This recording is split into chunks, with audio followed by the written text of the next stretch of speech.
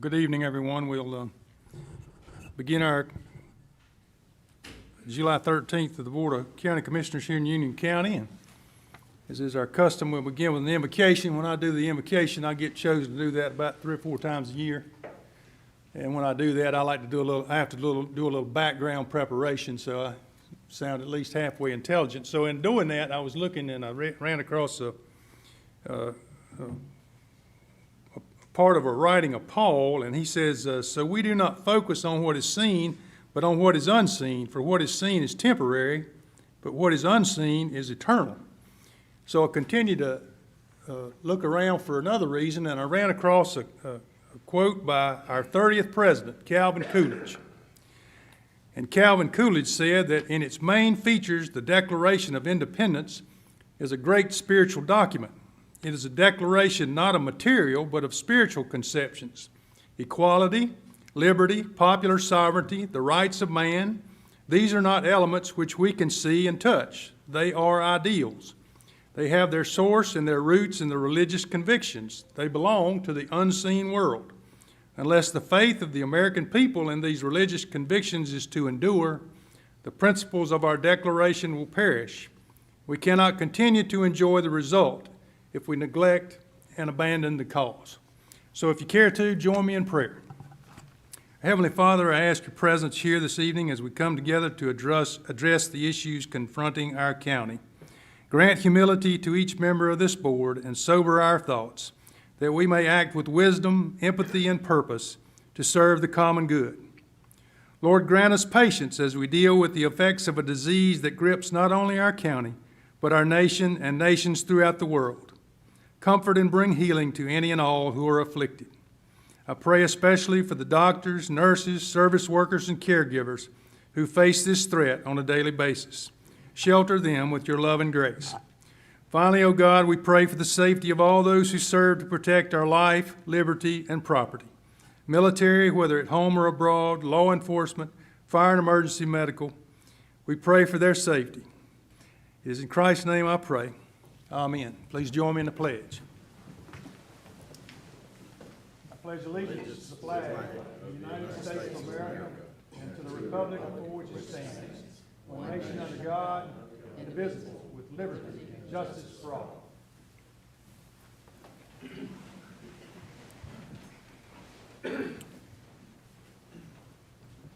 First item on the agenda tonight is a Certificate of Achievement for Excellence in Financial Reporting. The Certificate of Achievement for Excellence in Financial Reporting has been awarded to Union County by the Government Finance Officers Association of the U.S. and Canada for its 2019 Comprehensive Annual Financial Report, known as the CAFR. Certificate of Achievement is the highest form of recognition in the area of governmental accounting and financial reporting, and its attainment represents a significant accomplishment by a government and its management. An award of financial reporting achievement has been awarded to Administrative Services Finance Division, Union County, as being primarily responsible for preparing the award-winning CAFR. The CAFR has been judged by an impartial panel to meet the high standards of the program, including demonstrating a constructive spirit of full disclosure, to clearly communicate its financial story and motivate potential user and user groups to read the CAFR. The GFOA is a major professional association servicing the needs of over 20,000 appointed and elected local, state, and provincial level government officials and other finance practitioners. The association is headquartered in Chicago, Illinois, with offices in Washington, D.C. And it just so happens this is the 8th consecutive year in which the county has received this recognition. So, I'd like to say a few words. Yes, ma'am. The completion of the CAFR is not possible by just one person. It is truly a team effort of our finance department and other members throughout the organization. All the members could not be here tonight due to the COVID-19 restrictions, but I would like to recognize them each individually. Our finance team and people throughout the organization that help is Debbie Cox, Amanda Alston, Daniel Purser, Ebro Curico, Christy Climenbear, Lindsay Helms, Alex Whitaker, Trina Horn, Blake Hart, and Adrian Rory. And we also want to thank the management team and all the division directors for all their support through our audit process every year. It would not be possible to get this done completely and timely without your support. We appreciate the great countywide effort that goes into this. Thank you. Congratulations.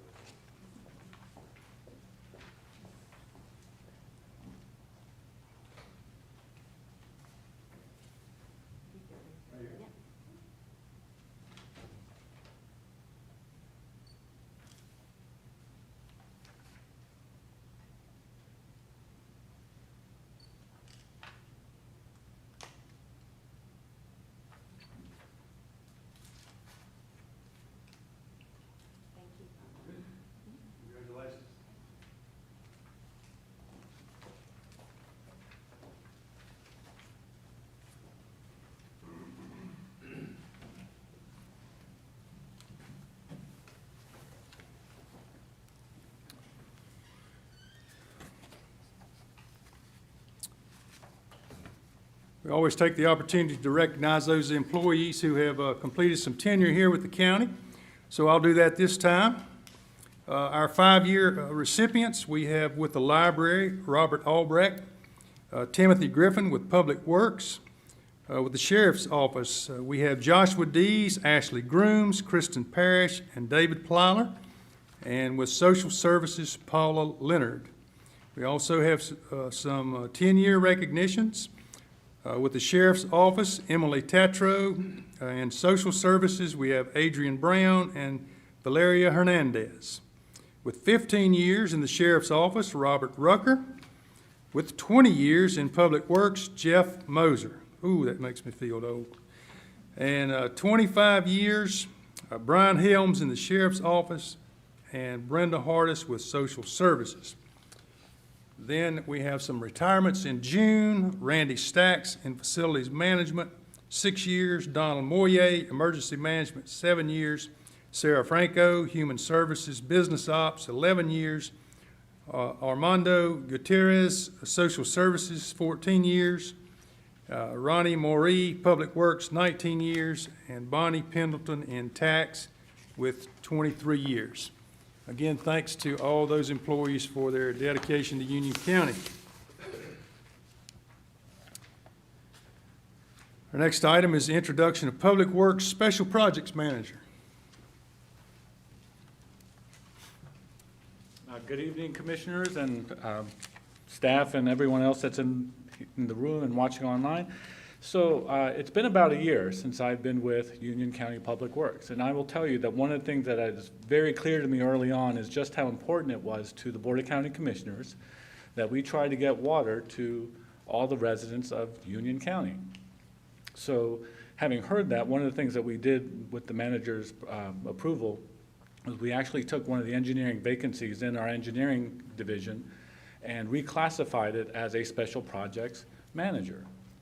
And this is our special projects manager right here, Thomas Mann, and his job will be to do exactly what you guys want us to do, which is to try to bring water to the residents of Union County. So he's going to manage the short water line project for us. In the future, we have money set aside for transmission main extensions. He's going to handle that for us. And we put the word special in the title, and John Chutak was very blunt with him. Special means whatever else we can think of that we can throw your way to help achieve the goals that the Board of County Commissioner has for water within Union County. So I'm very proud and pleased to be here with Thomas Mann and to introduce him as a special projects manager. So just so you have some background, frankly, I think he's overqualified for the job, so I feel very fortunate to have him. So he comes with a background in civil engineering, his bachelor's and master's of science in civil engineering from Clemson University. So, you know, that works for him or against him, depending on where you all went to Where's school. Chris Platte? He is licensed in both North and South Carolina. 13 years working in the engineering field and design and construction of water utilities. We're fortunate because he was in Greenville, South Carolina, but his wife wanted to move to Charlotte to be closer to his family, to her family, and so they found a nice little house in Indian Trail, I think. Is that right? Indian Trail, and so he's a customer on top of everything else. So we're pleased by that. So we're very excited to have him here. So I'll let him take the microphone if he wants to say anything. He's welcome to do that. All right, thank you, Hong. Just want to thank you, commissioners, for giving me the opportunity to serve here with you, and just look forward to continuing to expand the drinking water capabilities and services to the residents of Union County. So looking forward to working with you guys, so thank you all. Congratulations, thanks. I believe, Mr. Manager, we have another tenure recognition. Well, I've got 5-year recognition, so if Michelle Langster would join me.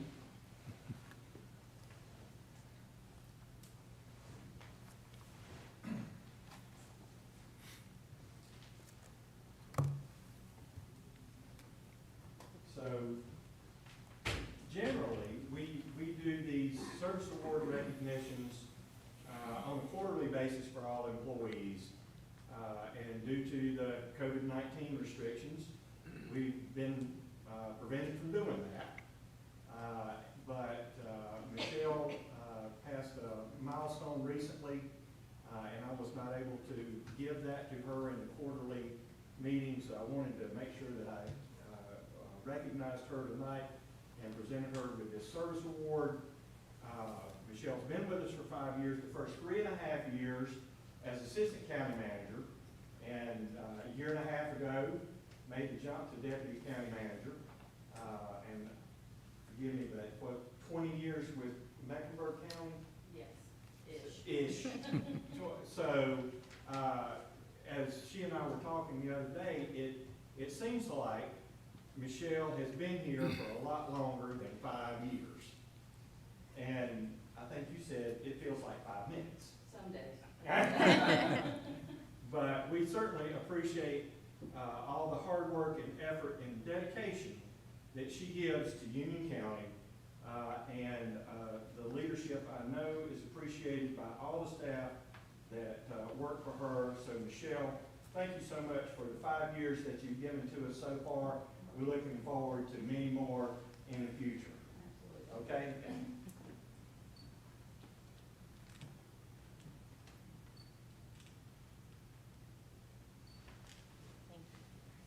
Very good. Thank you. Congratulations, Michelle. Thank you very much.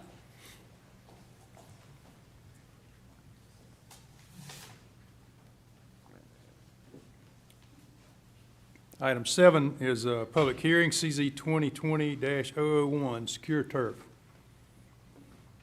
Mr. Jensen.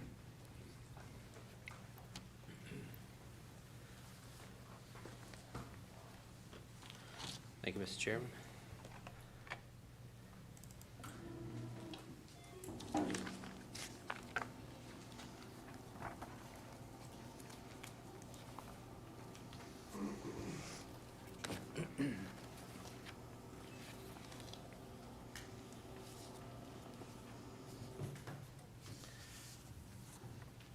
Again, thank you, Mr. Chairman. As you stated, this is rezoning case CZ 2020-001. It's called Secure Turf. This is a request to amend the zoning map of Union County by rezoning a parcel of land from RA 200 conditional, which is a residential agricultural 200,000 square foot minimum lot size conditional district, to a light industrial conditional district. The applicant requests the rezoning in order to operate a landscaping business and an organic materials recycling facility from a portion of the property. Types of daily operations would include incineration, grinding, screening, and processing of organic materials. And since this is a conditional request, the rezoning would be bound by all conceptual plans in conditions as agreed to by the applicant and the board. The property information, this is along Indian Trail Fairview Road, kind of between Lawyers Road and Ridge. So this photo on the top left here is looking back toward Ridge Road. There's a kind of a substation right at that intersection, if you're familiar with that area. This is, top right is looking back into the property. This is a driveway that's accessing the existing landscaping business. This shot on the bottom right is looking toward Lawyers Road, and then the bottom right corner is the, across the street, there's a large field. Specific address of the property is 8414 Indian Trail, Fairview Road. Again, the general vicinity, Lawyers Road, Ridge Road, Indian Trail, Fairview Road. A little bit to the north of the property, just on the other side of Lawyers, is the town of Fairview. And a good bit to the west, going down Indian Trail, Fairview Road, you hit Indian Trail. So there are no other towns located in the general vicinity of the property. The existing land use is currently, there's a house, and then there's a landscaping business currently on the property. The rest of the property's fairly vacant. It's woods and fields. As you can see on this, this map, there is a fairly significant floodplain on the back of the property. This is Crooked Creek, so it's pretty wide back on the back side of that property. The surrounding land uses are, as you can see from the map, are predominantly low-density residential and agricultural uses, and the majority of the area that's in the unincorporated part of the county is zoned RA40. The pieces that are over in Indian Trail are also zoned 1 acre density as well, so they have a kind of a similar zoning to us in this area. The majority of the area is served by well and septic systems, although there are water lines in the area, so some properties are also served by county water. The parcel has been zoned RA 200 since late 2017, when the board rezoned the property from RA 40 to allow the operation of a landscaping company. Prior to that rezoning, the property was zoned RA 40 since the county established its zoning program in the late 70s. There's few official DOT traffic counts in the area. There's one almost right at the facility, AADT of 2,000 trips a day. There is a funded roundabout project at the corner of Indian Trail, Fairview Road, and Lawyers Road. I don't have a construction time frame on that or timetable, but there is a funded project there. As far as the land use plan is concerned, there's quite a bit going on here. You've got the mixed residential, which is orange kind of shading. You've got single-family residential, which is the yellow, which is a little bit lower density pattern, and then you've got the agricultural area, which is a really low, extra low density residential pattern and agricultural. So they kind of all three come together right there. Again, the mixed residential is for higher density residential uses, and the agricultural is something that's supposed to remain in agricultural production. The planning board did consider this request at their regular meeting in June. After hearing from the applicant and neighbors, the planning board made a unanimous recommendation to deny the rezoning request. Primary concerns expressed by the board members were increased truck traffic, air and water quality issues, and consistency with the comprehensive plan. I'll be happy to answer any questions. Mr. Helms? Yes, looking at this, the brown is the mixed residential. Yes, sir. So we're concerned about traffic for trucks coming in, but we're willing to put thousands of homes?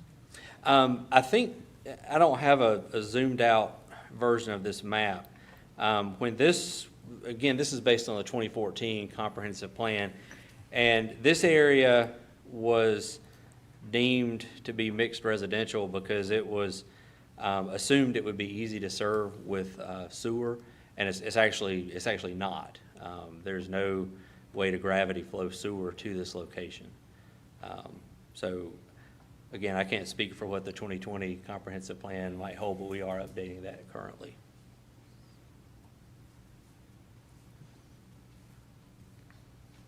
Commissioner Rush?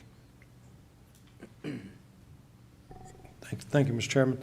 I really don't know if I have a question for you as much as maybe legal.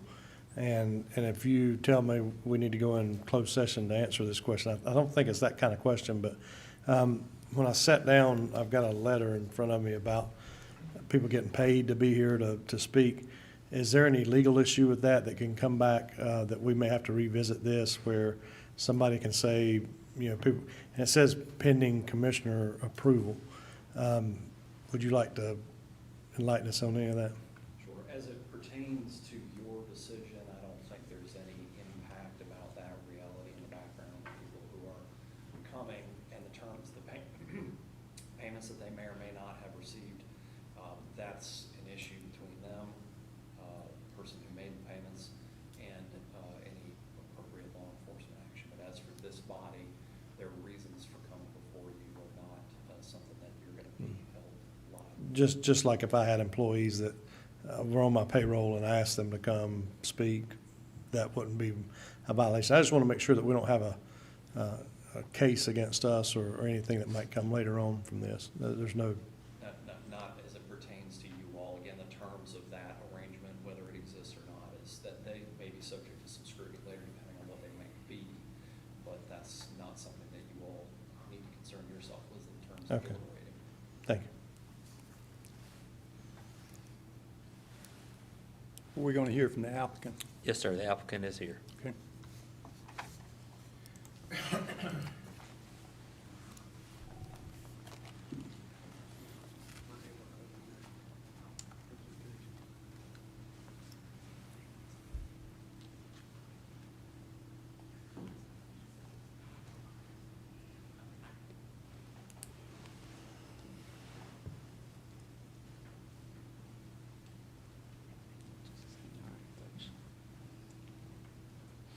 Good evening, gentlemen.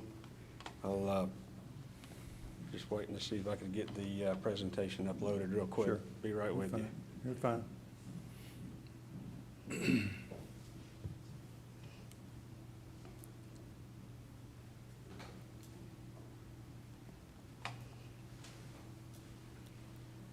needed to get onto a Google Drive. And then just sign into Google.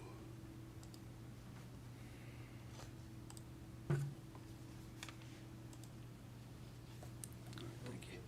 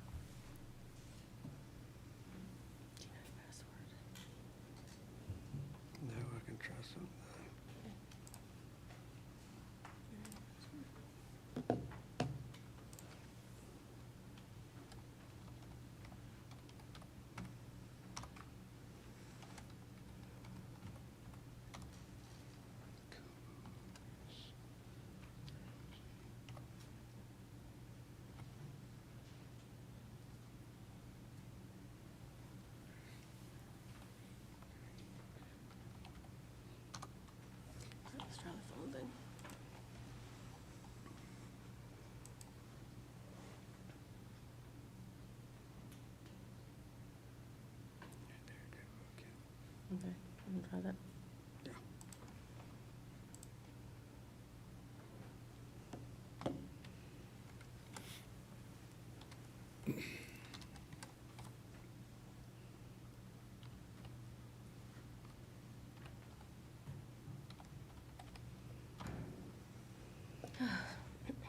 Secure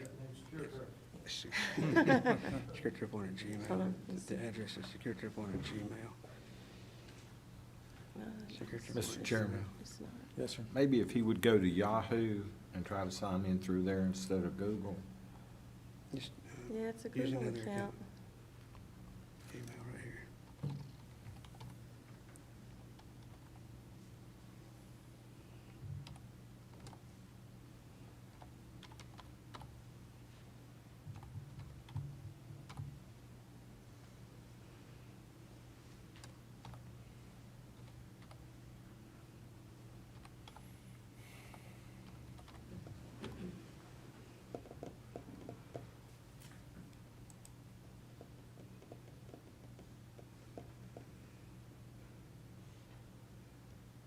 Come on, great day. Your text messages should pop up. Should we just try the thumb drive? Okay.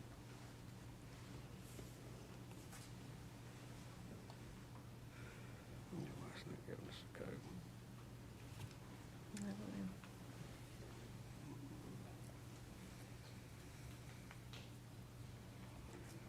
Listen to.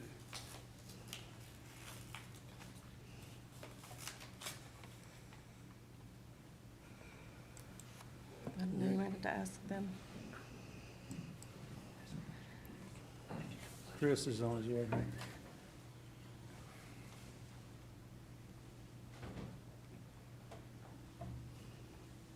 I don't know if it will not know your videos, but. Okay, how do I get to?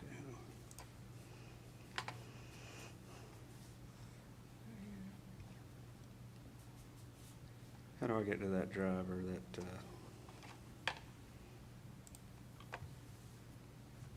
right.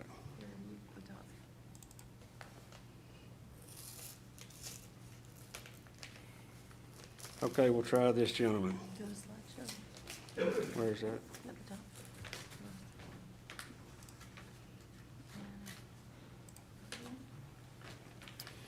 Okay, sorry about that. No problem. That was my worry, that I was gonna have a hard time getting to it, but, CZ 2020-001. So again, thank you, Lee, for going over all those, introductory items. And gentlemen, thank you again for your time this evening. I met with you a couple of years back, and then I've met with you recently, and, appreciate your time very much. This exercise has been, interesting to me. I've learned a lot, and I learned a lot about what you guys do for Union County and for the citizens of Union County, and you guys are doing a great job. No matter what the outcome of this evening, I know that I speak for everybody here that we appreciate what you do for Union County. So thank you very much. So Fairview Resources, I won't go into a whole lot of detail about the request, the layouts of the property items, because you've got that in the packet in front of you. You've got the letter intent, the request summary.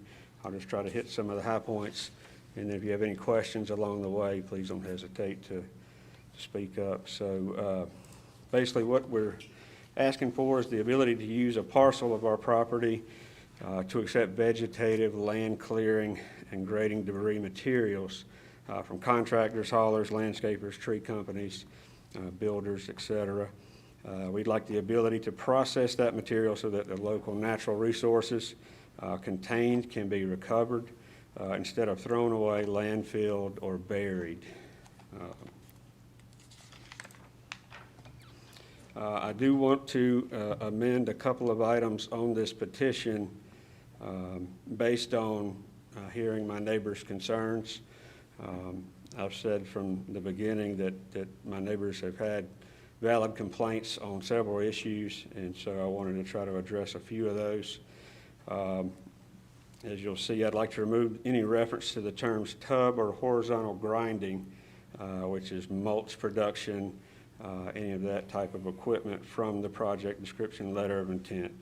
So I'm no longer seeking any additional grinding operation rights at this time. So I don't, if you want to scratch that from the request. And then also, one of the things I was wanting to do was operate some sort of rock crushing equipment that could recycle concrete and brick and rock that would make just kind of a substitute gravel base. And again, just hearing my neighbors' concerns about the noise and that type of equipment, what I would ask is that if we do ever run that equipment, that we would just be given an 8-week period out of the whole year. So it would just be a reduced time frame, potentially as a compromise on that equipment. Just because we would need a tremendous amount of aggregate type equipment on our property. So those are some adjustments there to the original petition. So what do we mean when we say resource recovery? We just want to process the natural and vegetative clearing materials. When we take in items such as trees, brush, stumps, soil, rocks, our goal is to pull out anything that still has value. If there's logs, if there's timber, if there's boulders, if there's good topsoil, we want to remove those items and reuse them, process them, and send them back out, back off the property.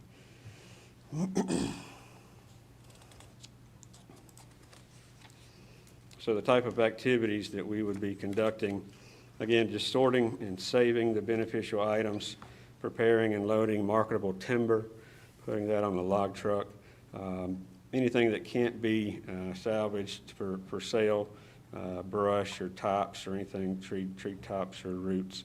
We would incinerate that remaining material, that non-usable brush, and that would be the creation, that would lead to the creation of biochar and wood ash, which is a beneficial agricultural and soil amendment. Soils that come in, we get them all different shapes and kinds and types. We'd like to screen those soils to make either engineered fill or blend it together to make topsoil, planting soil, that filled soil, that sort of thing. I did list the hours of operation down here. Couldn't remember if I had listed that in the initial request, but we're asking for Monday through Friday, 7 to 7, Saturday, 8 to 1. And then the hours that we would like to run the incinerator or burning equipment would be Monday through Friday, 8 to 6. And again, those hours are governed by the Division of Air Quality. So if we have a code orange day or higher, we're not allowed to run that piece of equipment. If there's if the Forestry Service has issued a no burn or a burn ban, we can't run that equipment for good reason. So to let you know what we're thinking for running that type of equipment. So when we talk about resource recovery, again, we're looking at a pile of brush on the left. If we can sort through that pile of brush and end up with some logs that we can put on a log trailer and send down the road, that's what we want to do. We just want to extract any beneficial products from land clearing waste, really.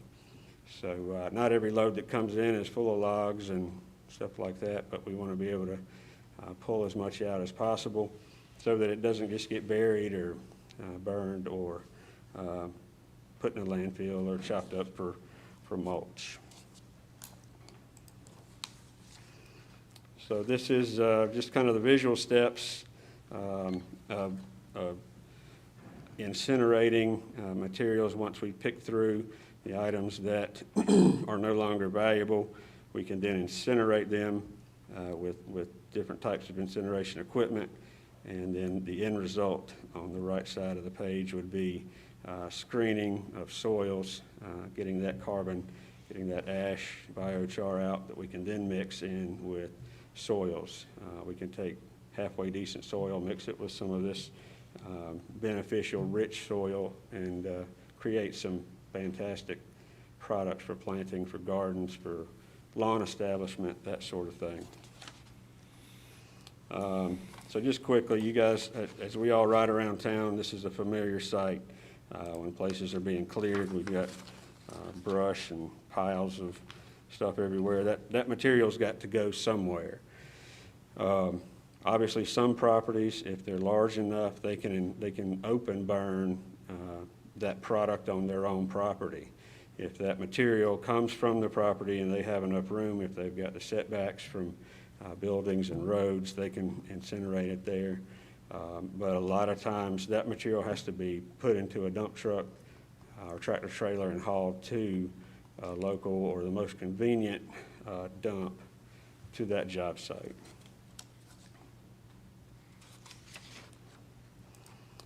Not only that, we also have, these are scenes from the tornado damage that we had in Matthews and Pineville a couple months back. Again, so there's a stream of that type of material. This is flood damage, blood washed out items at Goose Creek. So there's going to be natural and man-made streams of material that we'd like to capture. Past incineration of the vegetative materials. If you'll notice the picture on the left, there's the red burner. It's got a manifold that's almost covered with soil, but it's blowing compressed air into a pit in the ground, and it's over-oxygenating the fire.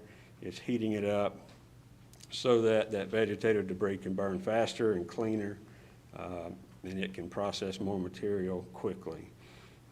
And as you see on the right, that material is piled up, but you can see that there's smoke. There is smoke that's escaping that air curtain. So in our learning of how to use this equipment, there were many days where we were not running optimally, and therefore that led to excessive smoke and ash because we were learning every day as we used this equipment. This is a picture from the manufacturer of this McPherson system. Again, it's just a hole dug in the ground that blows air into it. As you can see, the walls of this pit are not perfectly to shape or to scale, so the air curtain, the air rotation is not going to be efficient at all. It's going to lose a lot of smoke. It's going to be a very dirty operation, and that's not what we want. This is a picture of one of our burners when we were using. There would be times where it would run very clean, but then there would also be times that it would run a little dirty. So that's what we want to address. Our neighbors have, rightly so, have said, that we've got too much smoke, we've got too much dust and ash, and I agree with them. I sympathize with them. So we want to invest in material or equipment that's going to burn a lot cleaner for all of us. So let's see if this will play here.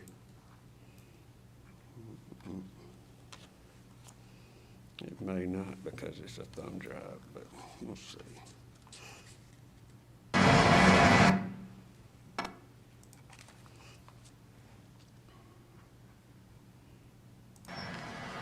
So this is an example of a trench burner in operation. Again, you've got an excavator feeding material into the trench, and you've got a blower blowing air. And you see how dirty that is. You see the amount of smoke and debris. He's got the pit piled up way too high, so that air curtain is not going to work effectively. So that's just kind of an example that you see the amount of smoke there, and I'm sure some of my neighbors could recognize that type of condition. We're not happy with that, and we don't want to continue doing anything like that. It's got to be a lot cleaner. So let's move on to the next one. See, I got to escape out of that.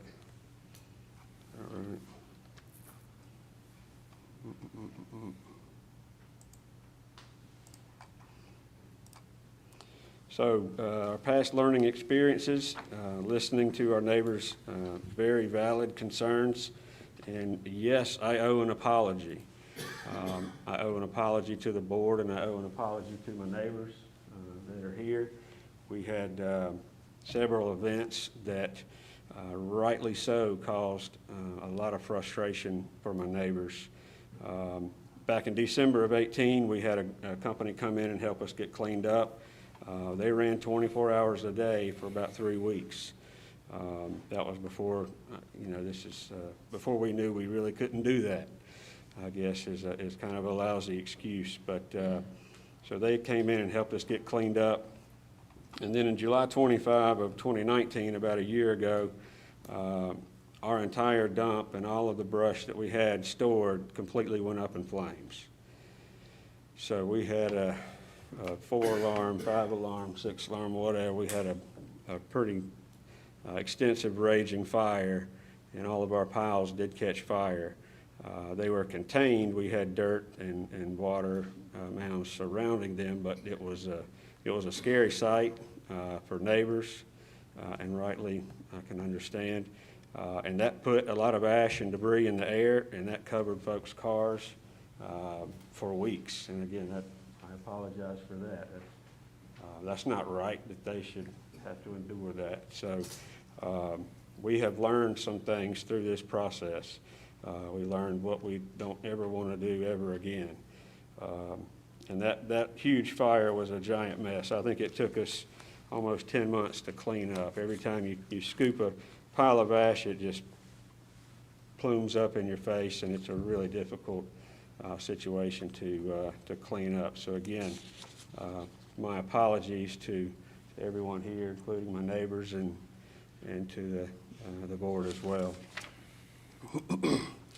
But moving forward, we want to continue to incinerate the material, and we want to invest in newer, cleaner burning, safer burning equipment. It's self-contained. It's if you can imagine a giant roll-off construction dumpster, maybe a little bit larger, but it's got refractory walls that keep the heat in, and it's a very efficient setup, and that's what we would like to explore using if we were so allowed to. This is just a graphic representation of how the air comes out of the burner. It hits the walls and then circles around again to keep the particles and the particulate matter rotating into the fire so it can burn completely, so that there's very little PM releasing into the air to the atmosphere. So this is just kind of a graphic representation. The problem with the old burners, when we were using earthen walls, as you run that operation and you're running 2,000 degrees, it dries out the surrounding soil, and that soil caves in. And then you lose your efficiency to have the air circulate and perform like it should. So again, this is just another picture. I believe this is a video. I'm happy to hit continue on any of these videos if you'd like, but one of these was very interesting. I thought I would play. If you got just a minute and a half, let's see if this one will play for us.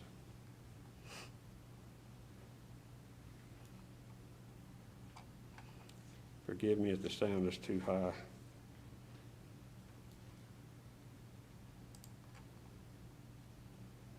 It's called an air curtain burner, and it arrived this afternoon in Hampstead.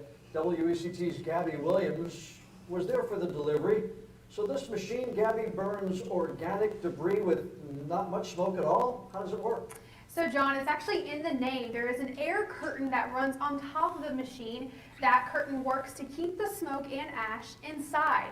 Two local business owners, Haywood Bryant and Rick Tuner there, as you see, decided the area needed a vegetative recycling center since the landfill in Rocky Point closed back in October. They did extensive research, got all the right licenses and permits, and today their hard work paid off. They will now take yard debris and burn it for you at a very low cost. They even made a plan to work with the county for possible hurricanes that could cause some debris. Now, to how the air curtain burner works, all that debris actually turns into biochar, which is a hot commodity for farmers, nurseries, and gardeners because it works as a fertilizer for plants. We burn 98% of it's gone, and we're left with a biochar, and the biochar is wanted by farmers and blueberry farmers and coastal hay farmers. Nurseries. And nurseries. We have some nurseries that are asking for us. They can mix it in with their potting soils. Biochar is a great thing. No pollution in the air, no leftover waste, and when we're done, we can pull that out, and this land's sellable. In a landfill, there's nothing you can do for hundreds of years because it's full of all this stuff. Now, they are accepting debris now, but Branch and Brush Debris, which is the name of their company, are planning to have a grand opening celebration in the coming weeks for the community to come and check out that new air curtain burner. You can find more information on how it works. Just look inside this story on your WECT News app. So that's just one county, one municipality that's utilizing that equipment. Air burners is being utilized by FEMA, Homeland Security, the Department of Defense. It's known as best practices during emergency cleanup, disaster cleanup. So they've got a lot of neat things going on, and it seems to be the best technology for cleaning, for clean incineration of material. So let's go back to here. Again, this is just a still photo of the air curtain burner on the left versus open burning for, the air curtains run for an hour and the open burnings run for 48 hours. It kind of gives you an idea of how clean. Here's another picture from a different side of the lake. Again, he's feeding the air curtain burner compared to the open burning. So obviously we want the burn to be as absolutely clean as possible. I don't want my neighbors to have to smell campfire smells or ash or dust on their cars at all, because I don't want that on my cars. So let's see here. So this is just this company, Air Burners, that makes this type of equipment. These are the groups and federal agencies that they work with on a regular basis. They do a lot of work with the EPA, and of course, EPA is the governing body. Anytime we would run that equipment, we have to stick to our permit as far as visible emissions. We have to be trained on a regular basis. We're actually hosting the visible emissions training operation for 3 days in August. They're going to come out to our facility and train other folks on visible emissions and being able to look at that effectively. So now I wanted to also address more of the neighbors' concerns. The first was the smoke and the ash, and some of the other things that I've heard in previous meetings was there's too much mud on the roadway, there's dirt on the streets, trucks are tracking stuff out. We have acquired a street sweeper.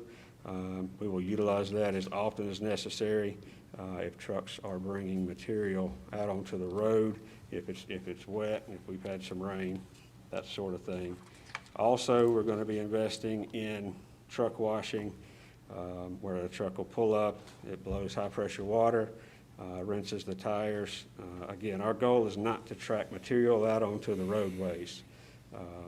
I wouldn't want my neighbors tracking it up, and so I understand when they're upset when we do the same thing. So this is the type of stuff that I feel like we would need to get folks just a little more comfortable. Traffic concerns in the area, I've heard voice concerns that we're bringing additional traffic into the area as a result of our operation. My position is that hauling traffic is either going to pull into our location or it's going to ride on down the street to the next available dump site. So they're either going to pull into my place or they're going to go across the road to another location. Whether a truck passes my house or their house, it's kind of the same. It's not an increase in quantity of traffic. Other things I've heard is folks say that the heavy trucks will be damaging to the roadway. I don't know too many roads in Union County that are fantastic and smooth, but I understand that heavy trucks do contribute to that type of thing, but I don't see how our trucks would contribute any more than any other activity. Again, if we weren't there, they're going to continue on down the road. They're going to continue to stop at the stop sign on a hot day, and it's going to slide that asphalt. And so no matter what, this type of damage is going to occur. My thought is the sooner we can get those trucks unloaded, the sooner we give them a convenient spot to pull in and get that weight off of their truck and get them back going to the job site, the better off we'll be.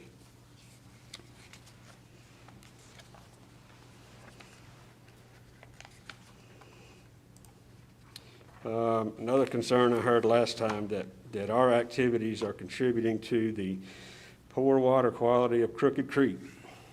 And that's my daughter Emma. That picture was taken 2 weeks ago. We love the creek back there. We fish in it. We walk through it. Heck, the kids swim in it. That's probably not the best thing to do, but we love the creek. We don't put any sort of sediment in the creek. We don't route any overflow, any sediment, anything like that. We don't want to damage that environment because we do care about it. I actually baptized Emma just a little ways up from that location in the creek. Again, probably wasn't the healthiest thing to do, but the churches were shut down and that sort of thing, and she was anxious to get going. But we certainly love and appreciate the creek that runs through our property.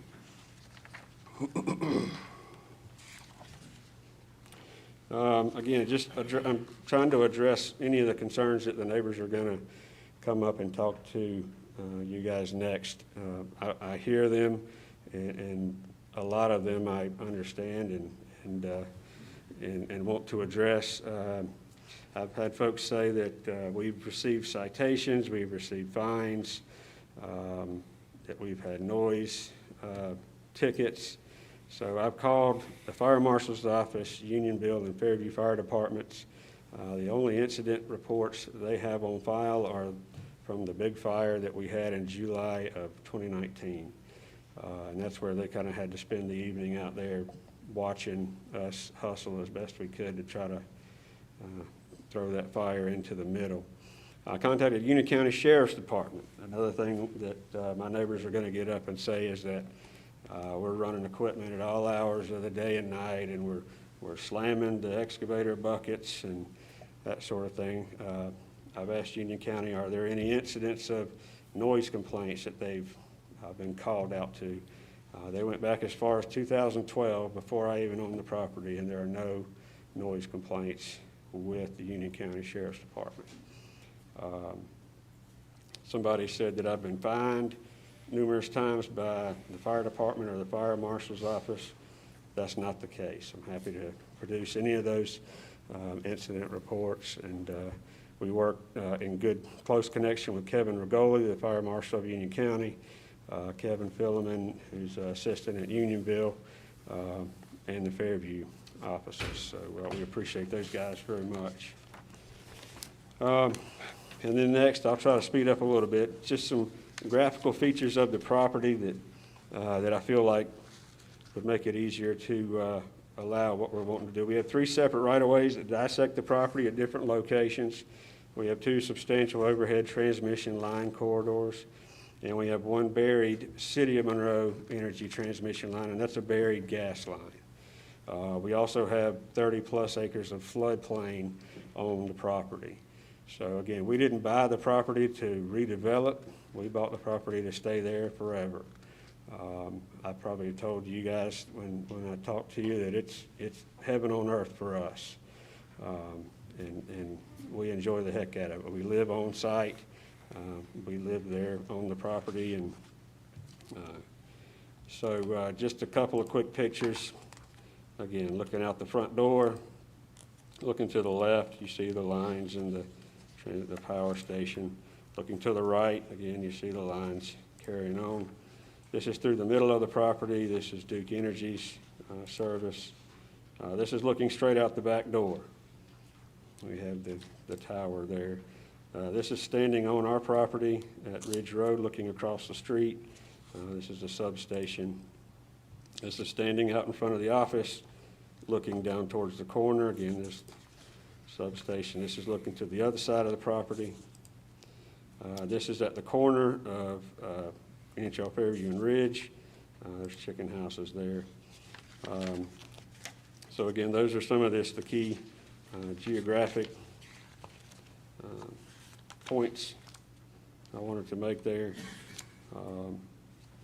I've got other articles and stuff like that. If you guys are interested, I've got maps of our location. If there's anything I can answer for you, I'm happy to do so at this time.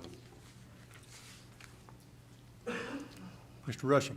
Thank you, Mr. Chairman. Some of the things you were talking about, you said, was there a fire, did that fire go on for 10 months? Did I hear that by mistake? No, that fire burned for 2 months. 2 months? Okay. Yes, sir. And the machine that you're looking at, what prevents you from using that machine? Right, you said you were exploring. Yes, sir. Exploring and doing could be two different things. So Right. that machine, what prevents you right now from using it and bringing it to your property? Just because we are at a cease and desist, I guess, with Union County zoning and planning, they said we've got to stop our operations until we get permission to carry on.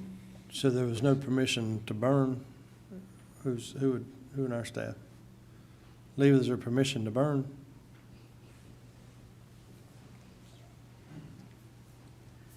No, sir. The original zoning approval was for landscaping business, and there was a small 1 acre debris landfill that was permitted in the back. There was no mention of burning in the original RA 200 conditional rezoning approval. So they could grind, but. There was no mention of grinding either, no, sir. There was no permission to grind, No, just, sir. just bury it. It Right. got a little bit busier than you thought it was gonna be. Yes, sir, absolutely. The machine that you showed, you said that you can burn like at the lot. So if I were gonna clear out a 10-acre subdivision, and basically I could burn that material on the 10 acres, Yes, sir. is that correct, Lee? Sorry, I was. You might wanna stand up here, Lee. Yeah, I'm gonna come back. If you can do that, the builder right now could burn. On their property? On the property? Yes, sir.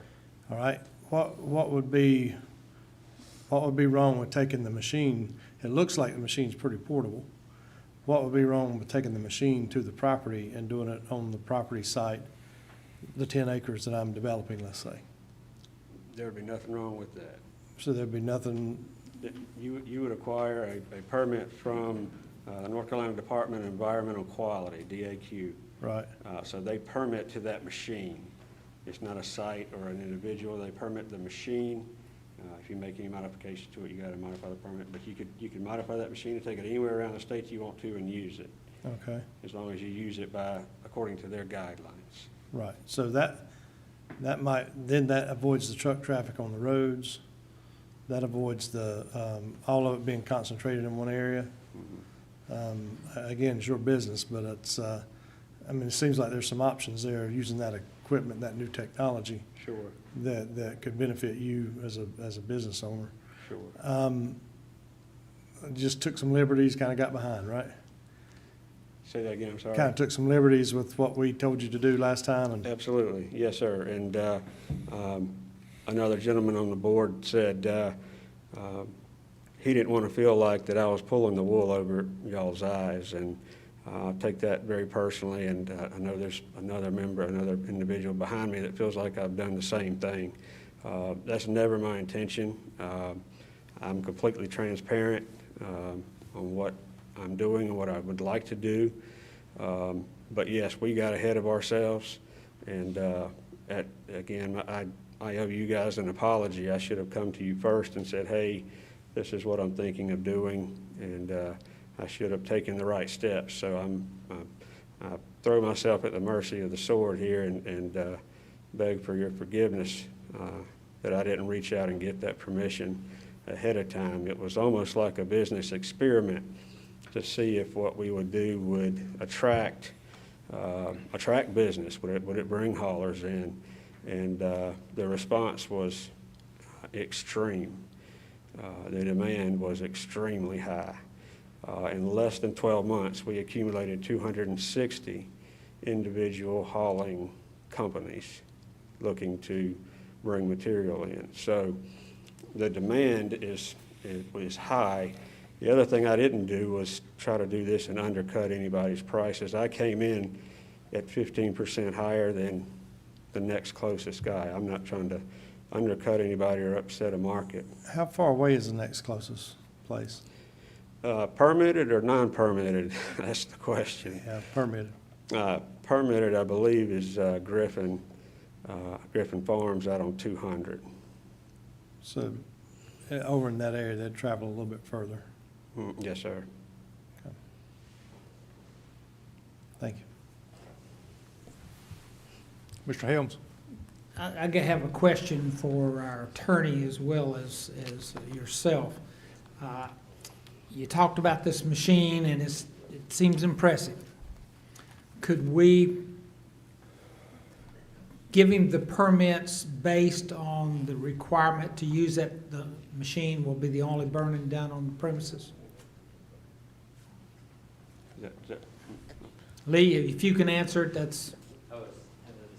Lee may want to speak to this as well, but Lee, the question was, could they give the permit, grant the permit on the condition, and then state the condition? Oh, it'd be the burning, the green burning one, I don't remember the device, that it can only be burned utilizing that machine, because information I saw, and I personally went out and visited the site, it appears that it could alleviate a lot of the concerns with smoke and ash if that device is used. Can that be a requirement of giving a permit of this sort?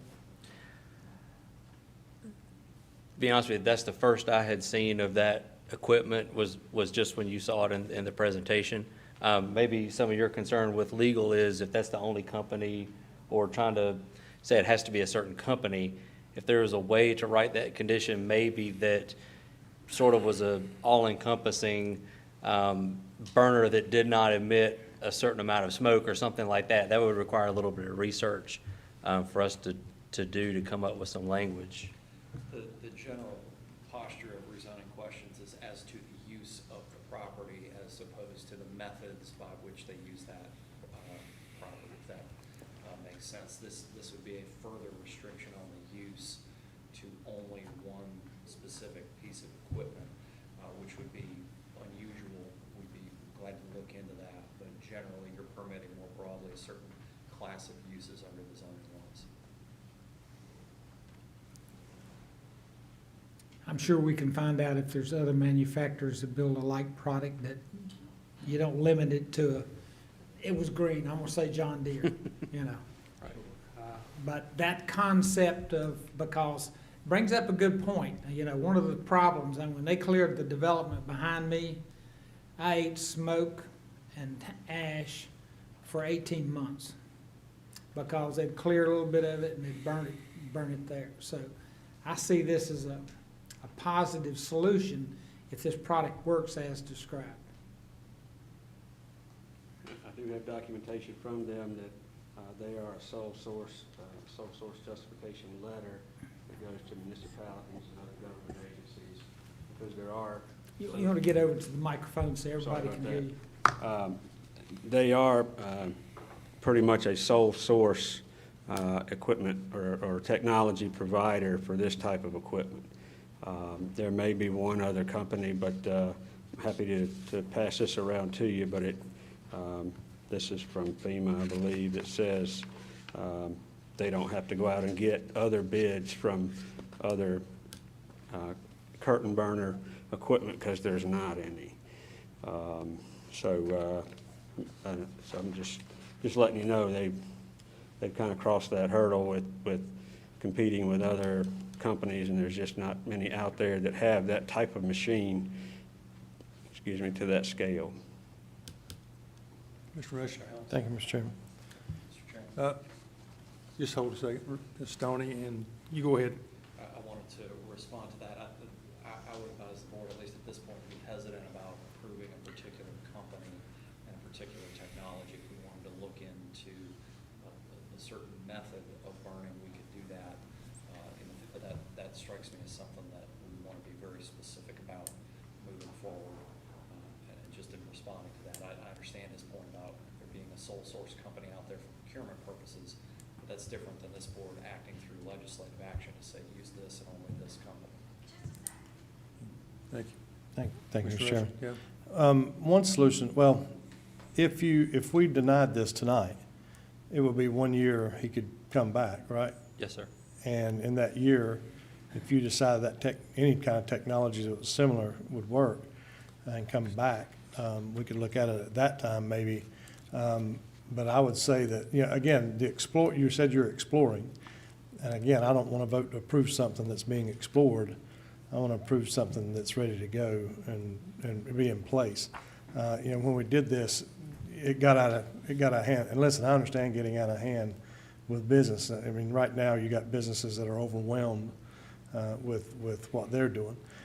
But at the same time, if you could take this machine and equipment out to job sites and do it there, that would alleviate traffic. That would do a whole lot of things, and might even be a better business model to see if it works or not, and see what you can get out of it.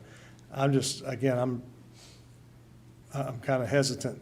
I think you had a good idea, and I think it worked out pretty good until you got behind, and then now you're having to come back and rezone. I think maybe there's a little bit more thought needs to be put into your process. I want to hear from the other folks, but I would like to, if rather than saying you got to buy this piece of equipment, just if you buy a piece of equipment and show us the technology, whatever you decide to go with works, that might be a better decision that we can make than we are exploring this particular product, or we're thinking about. I think you need to pretty much be decided on what you're going to do before we change any zoning. Yeah, well, that's our decision. There is only one option for that machine. Yeah. And I certainly, I don't want to invest in it and then we get it and if it doesn't burn as clean as we think it will, then it's not an option. Right. I'm happy to. I guess the not so much of a harm for that is basically if you buy it and it doesn't do what they say, your neighbors suffer for it. If you buy it and you move it from job site to job site and you see it's not going to work, less people are affected for a longer period of time. Well, you don't have your neighbors affected for long term. You have neighbor, like Richard was saying, he had it behind his house. Well, hopefully it does burn cleaner than what he had. But if they can burn there anyways, this is a good alternative for neighborhoods all over. Right. And again, I don't know if we want to experiment on your neighbors, because we already have.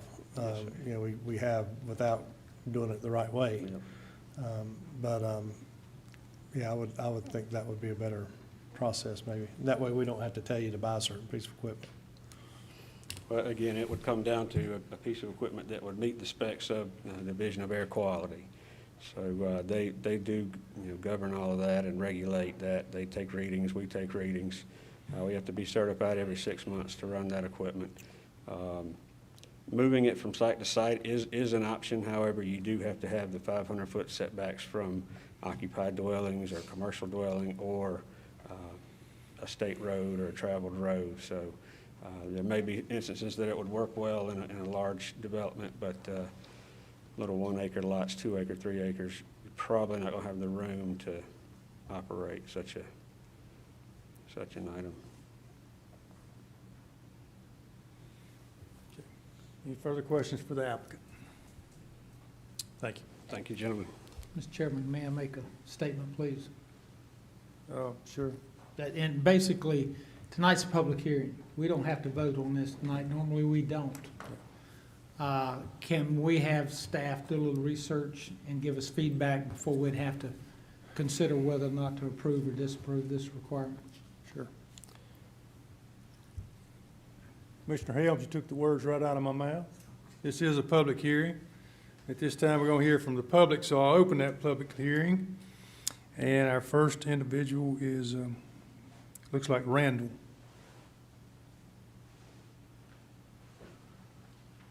Hello, gentlemen. How are y'all doing today? Good. Good. I'm for this.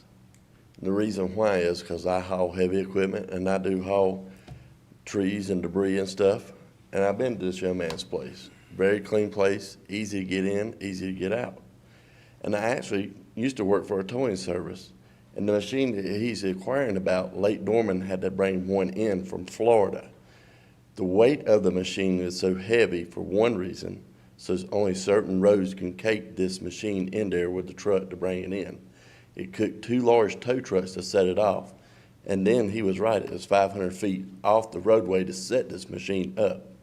I actually got to watch it firsthand burn its first load in Lake Norman. Very clean. It was like watching an oven open up and watching the heat come out of the oven. No smoke, but you can see the heat waves. So the machine is very clean that he is inquiring about. I am definitely for this. This man keeps the road clean. When the dump trucks come in and go out, when they're done during the day, his guy goes out there and sweeps the road, cleans it up. You have no hassle getting in and out. If you go to the landfill in Charlotte or the one in Monroe, you're sitting and waiting. You're losing dollars. The company's losing dollars. We have to get there, get the load, turn around. We all know storms, developments, everything is growing. Storms are getting worse, it seems like. And I actually grew up in the area where he's at, only a block away. I grew up. So the stuff that's around there where he lives at right now has not changed for years and years. It's all still the same. I think the neighbors just don't want nothing to change. And thank y'all for listening to me. Thank you. Jerry Smith.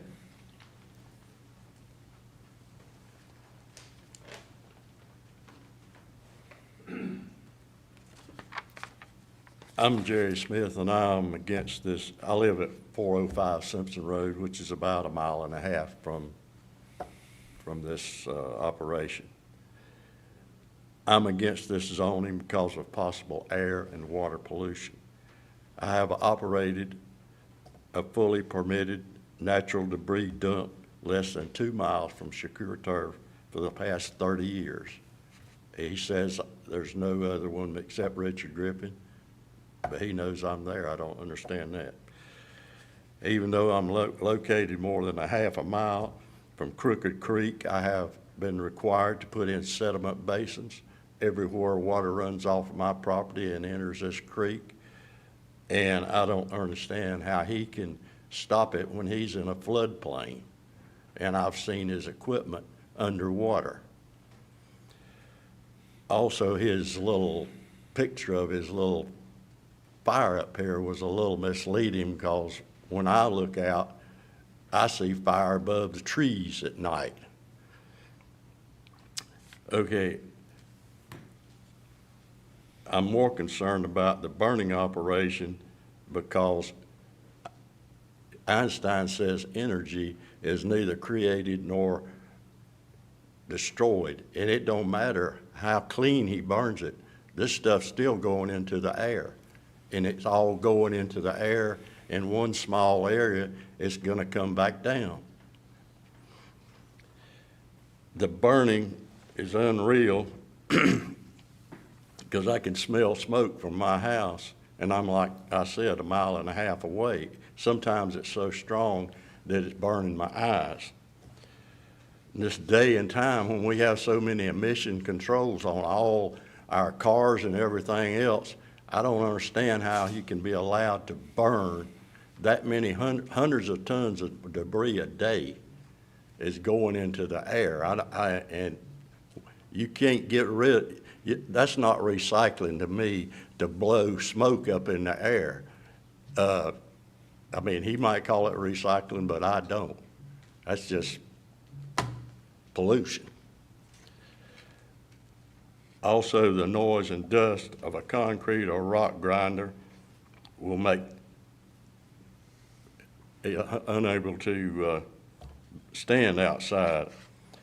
I'm not against Secure Turf running their business, but I am against burning and expanding the permit to include grinding of concrete and rock. This is a residential agricultural area, and I don't want industrial levels of pollution and noise in our neighborhood, and I'm afraid for the property values going down, and people who live around an industrial area are not gonna, I mean, they're not gonna wanna build or buy land in an industrial area, in my opinion, and I thank you. Thank you, sir. Roger Drake. I'm Roger Drake. I live at 1103 Lawyers Road West, 1 acre from him. When the burning's going on, you can look out your back window and the flames are real high. Running a track backhoe at nighttime, when he opens the bucket up, I'm talking 2, 3 o'clock in the morning. The bucket's rattling when he opens it up, okay? I'm the neighbor that he was referring to a while ago, okay? My mom and dad bought this property early 50s. The house I live in was built in 1955 or 56. I live there now. My son Cameron Drake lives right beside of me at the intersection of Lawyers Road and Fairview Union Trail Road, okay? We both live there. Of everybody here, me and my son live the closest to him. I want him shut down completely, okay? I asked him plainly at the first meeting of the first rezoning thing, what you gonna do? And he told me, he said, I own, I believe it was 20 lawn care trucks. I need a place to put my old shrubs. He comes to your house, takes your old shrubs up, put new ones in. He said, I need a place to put them. I said, okay. I plainly asked him, I'm a trucker, my son's a trucker. Plainly asked him, are you gonna have dump trucks running in and out of here? No, sir, my personal trucks only. So I want y'all to back him up to what the original thing was for his personal trucks only. No dump trucks hauling dirt, no dump trucks hauling trash. Dump trucks going in there 7, 8 o'clock at night, slamming a tailgate. Log trucks leaving there Saturday afternoons, 3, 4, 5 o'clock in the afternoons. I want him shut down. I want y'all to back him up to what he was originally permitted for. His personal truck, his personal use, his company personal use only. Y'all should take a ride out there and ride in the property unannounced and look at the pile of trash. I can see it from my house, okay? It's time for all this to stop. You give him an inch and he will take a mile. Done seen it. I plainly asked him, sir, what you gonna do? And he told me. You give him an inch, as I said, he took a mile. He doesn't like that. But that's the truth of the matter. I live there, the young kid sitting right there. At my death, the property goes to him. He's the youngest Drake heir to my mom and dad. The property goes to him when I die. He already knows that. I don't want to leave him the property in a trash dump right beside there. You understand, sir? I mean, that's my personal opinion. I want you to back him up to his original permit, his trucks only. I'm 64 years old last Wednesday. I've lived on that property my whole life except for about 10 years when I got married and moved away. I've moved back now. Now, he come in 2012, I believe that's right. Don't change my world. Don't come in here and try to make millions of dollars and make a mess for me and my son and all the other people sitting around here. No. Back him up to his original thing and let it go at that. That's my personal opinion, sir. Thank y'all. Thank you. Cam Drake.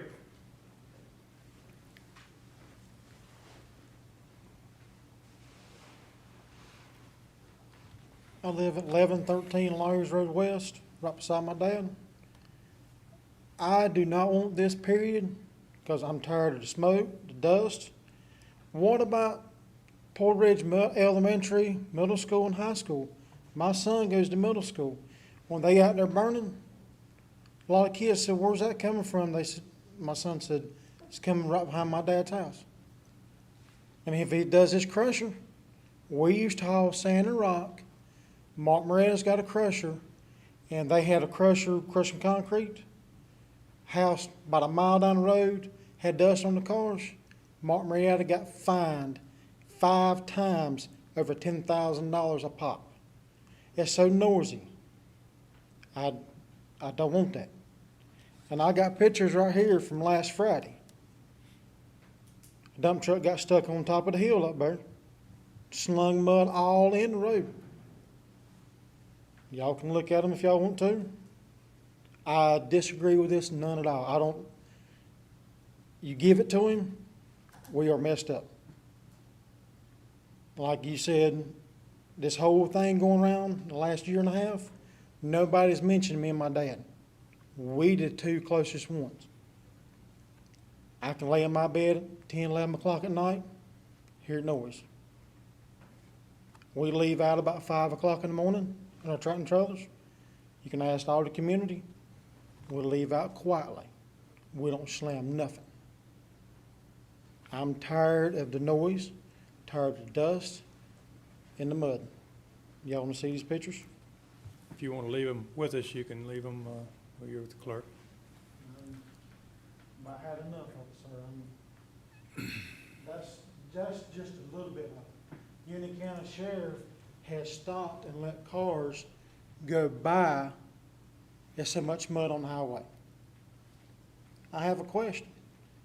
Is he supposed to be taking any stumps and trash right now since he shut down?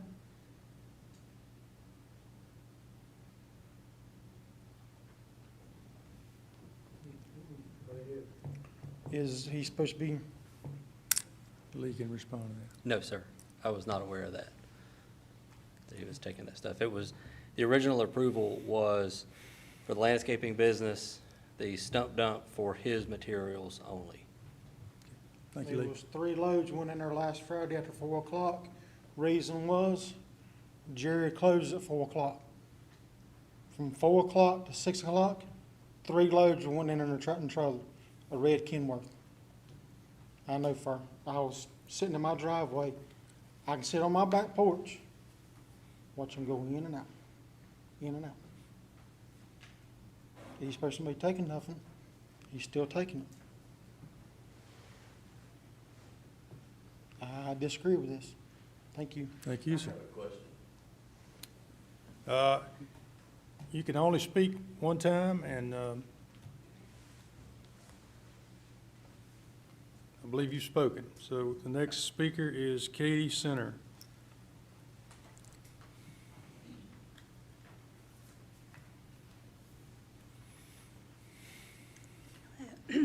Hello, my name's Katie Center. I live at 618 Lawyers Road, which is about a mile away from the Secure Turf facility. I'm really here to speak against this because as someone who grew up in the area, I grew up on Simpson Road, which is right down the road from him. I have horses. My husband and I, when we were deciding where we wanted to put down roots, the residential agricultural area really speaks to us, and rural Union County meets all the needs that we had. You just can't compare to a quiet farm community, and they're absolutely right. The people that live there and have lived there their whole lives don't want to see it become an industrial area, not only for the community feel, but also for the property values. I'm a little concerned, having just invested in 7 acres and a new house, at what will happen to that property value if he gets a light industrial zoning. I don't have a problem with him running his landscape business. I appreciate him addressing all the concerns that everybody's expressed through the different meetings. But the fact of the matter is that he has a documented history of violating his permitting. That's why he's shut down currently.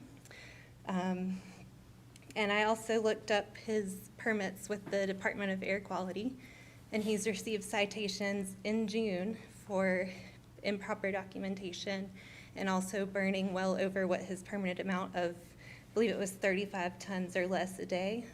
He was cited for burning more than that 24 out of 25 days while he was in operation. So I want to believe what he's saying. He just has sort of a documented history of going beyond his permits and not honoring those. And for those reasons, I just can't support allowing the rezoning as it is. Thank you. Thank you. Zach Austin.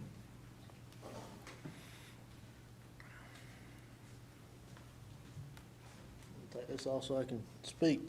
I live at 622 Lawyers Road, which is pretty much, she's my neighbor. As far as the burning goes, I'm not representing Fairview. Had a late call, I was supposed to go home, but that didn't happen.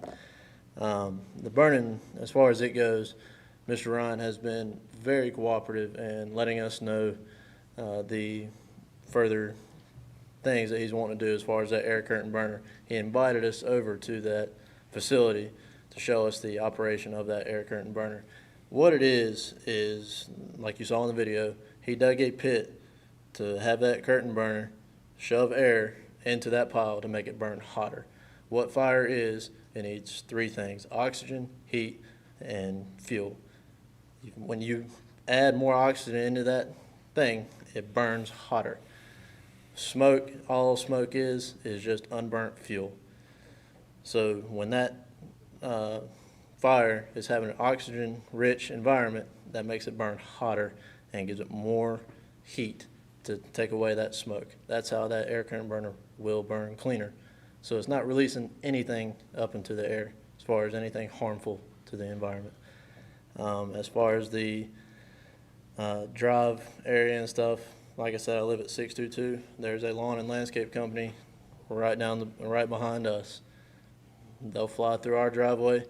I don't say anything because I look at it, he's trying to run his business. I think neighbors around us should do the same. You're just trying to run your business. Of course, you're going to have some hiccups.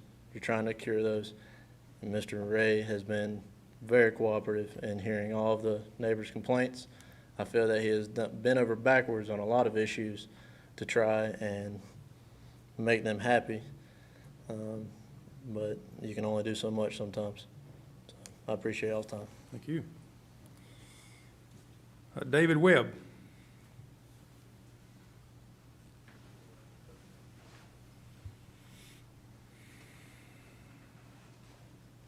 How are y'all doing? I'm David Webb. I actually live in the town of Fairview, probably 5 minutes from the office. I'm for this, of course, because I do work there, and we're making all the measures that we can to make it legit, and all the modern equipment and everything we do to keep everybody as happy as we can. Sitting in the room, Stoney, your one concern, I worked 7 years with a company out of Monroe. I'm sure everybody's aware, WHI, which is Wood Harvest, a logging outfit. We cleared 485, we clear all your Publix, cleared the Publix and Indian Trail in front of Sun Valley High School, one of the popular Publix. As far as taking a machine to that location, a lot of locations that we did, I did burning jobs. And even though, like, I know the machine won't be creating smoke, but as far as contractors being able to burn on site, like I did a 14-acre site at Lake Norman with a very nice neighborhood. Forestry came out, people come out, they set our border lines with a GPS. You guys can burn from right here. I smoked that neighborhood out. Smoked it out. Felt bad every day. I got called in every day, fire department, everybody.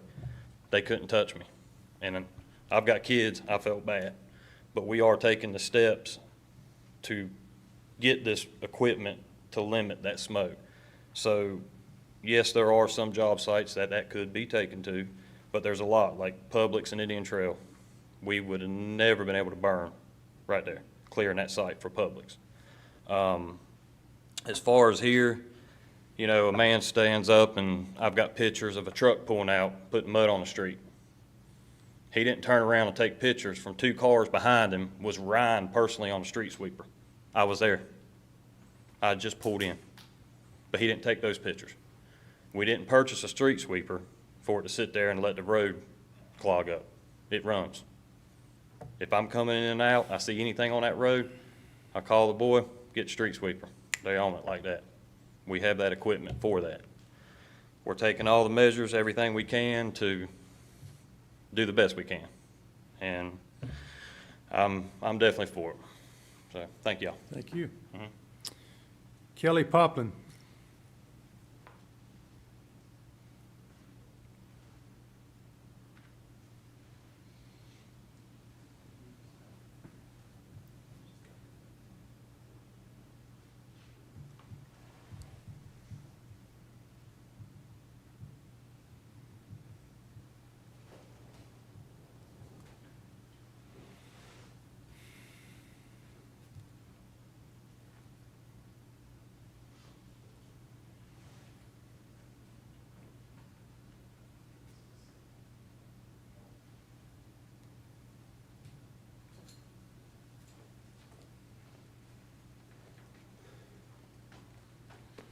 How y'all doing?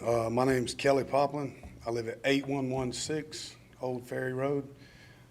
I live down the road from David Webb. I'm a friend of Ryan Ray's and a friend of a lot of people that work at Secure Turf. I've heard a lot of people talk about the past. I own a business myself. My operations are in Mint Hill. So I've heard, you know, a lot of people talk about what's happened before. And I've seen the steps he's going to take to correct it. So if he was given the opportunity to do it, could you pull the zoning back if it didn't work out right? So like if he was able to reopen the business, everything was run correctly, there was no issues with smoke, there's no issues with noise, where do we go? Am I just making statements and nobody can? Yeah, we don't respond. Oh, you don't respond? Okay, all right. Well, no, so again. Lee can maybe answer that question, but. Okay, well, again, I've heard a lot about the past. This is gonna affect a lot of people's jobs, and right now, we already have too many people out of work, so that would be my biggest concern, is if the smoke's corrected, if the noise is corrected, if the hour operations are cut back down, then you know, I say let the people go to work, so I'm all for it. Thank you very much. Thank you. All right, we have Jason, I'm having a little trouble with the last name, Avan, is that right? Austin, I'm sorry. I'm Jason Austin. I live on 906 Simpson Road, just on the other side of him, not too far. We are talking a lot about the smoke and issues with it, but I've got kids, that, you know, infants or whatever, but the traffic is a big thing too. He does have a street sweeper, but the street sweeper's in the road. You get into the stop sign, he's flagging you, come on, there's cars coming. Bad intersections on both sides.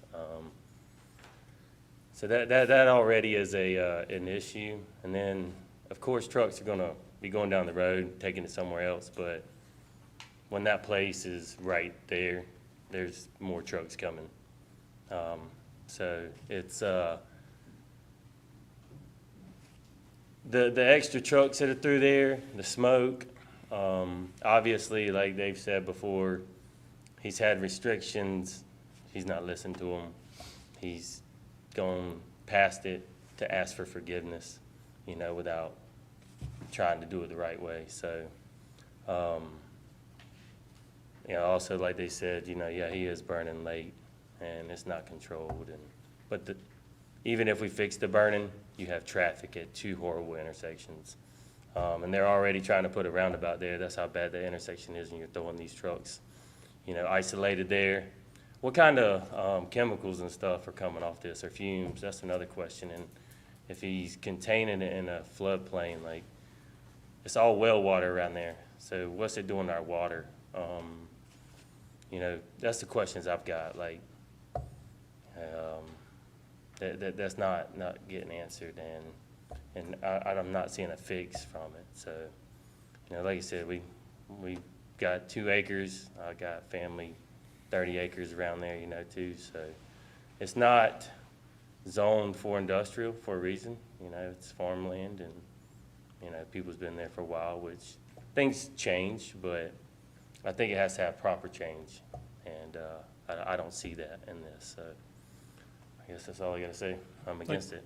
Thank you very much. Chad Abernathy.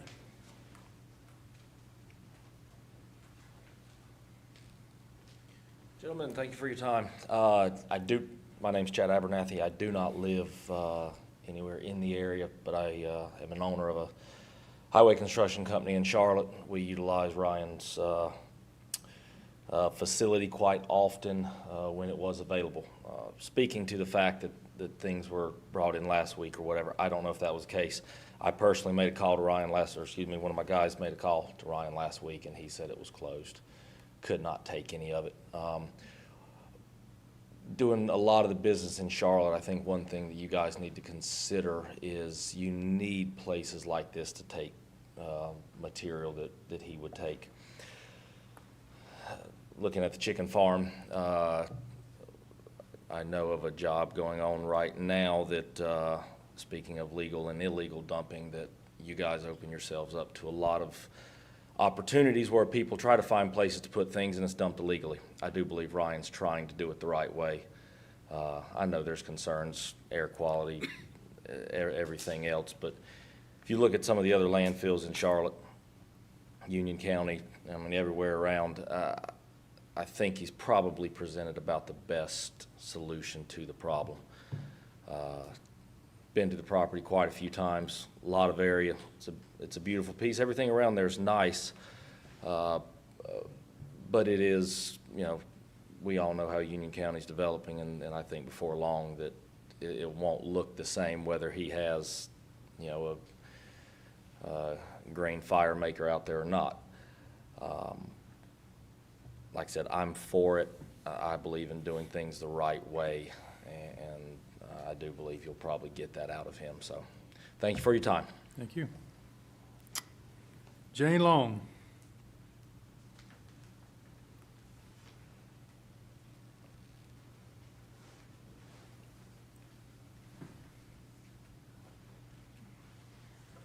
I'm Jane Black Long, and we have the property. I'm representing the Joe Black property on Ridge Road, and we have like 100 acres, which joins with their property.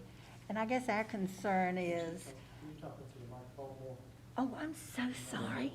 You want me to take this off? You can, Okay. if you'd like to, yeah. That Bring will it be down. fine, There you yes. go. I'm representing the heirs of Joe Black property, and we join with their property, and our concern is could be the devaluation of our property when we get ready to sell it. We do have it up for sale, and with this type of business, we're concerned that whenever either a builder would come in and look and see what is going on, they might decide, we don't want this, or you could have an individual that buys the property and looks at it, and it's a beautiful piece of property. And we were just concerned about this, and, you know, with some of the noise that the neighbors are talking about and all the incidents they have had. And so this is our concern, and I just want to thank you for listening to me. Thank you so much.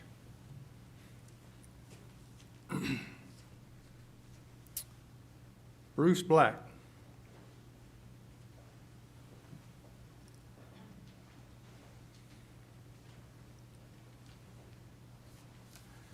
I'm Bruce Black. I live at 1001 Simpson Road. I'm against the rezoning. Yeah, ever since he's been burning out there, it's just been unbearable. You go out first thing in the morning and the air is heavy and thick with that smoke. It burns your eyes, it burns your throat. What's that doing to you? I got pictures of ash all over my car, and that's everywhere. It's not just on the car. It's on everything out there. It's on our fruit and vegetables. It's just not the right place for a business like that. Yeah, he could go over there next to the rock quarry and do that all day long, but it's just not worth it. And he talks about the creek. I've got pictures of Crooked Creek, and it's just brown with mud. And I don't know that he has any erosion control, and he's got acres of stripped land and building berms all the way around it. There's no erosion control out there around that. And like you say, I don't want to be a guinea pig in an experiment. I think he just needs to go somewhere else with the dump, because it's just not the right place for an operation like that. A landscaping company, having his trucks parked there and throwing off some shrubbery every now and again, that's one thing, but having 100 trucks coming in there every day, all day, and I'll tell you, that road is not like it was 2 years ago, anything around there. I was out there today. There's muddy tracks on Indian Trail, Fairview Road. So, I mean, he can't sweep up after every truck. It's just not plausible. But, yeah, I want you to deny this zoning request. I appreciate your time. Thank you. Thank you very much.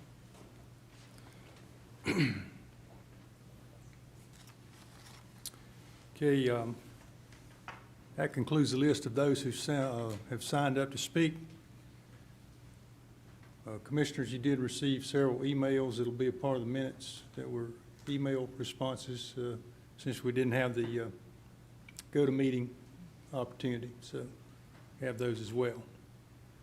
So at this time, I will close the public hearing.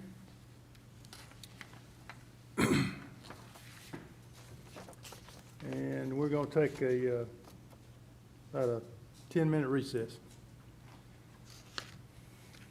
I have a question, sir. Yes, sir. When are y'all gonna vote on this? We will establish a time that it will be back on the agenda.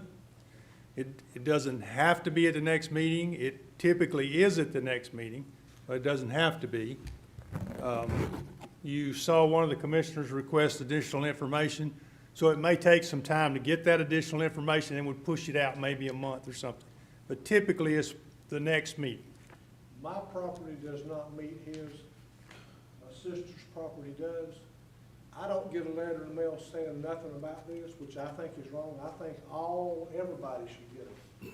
But just the people, just the immediate land butts his gets a notification. Okay. So.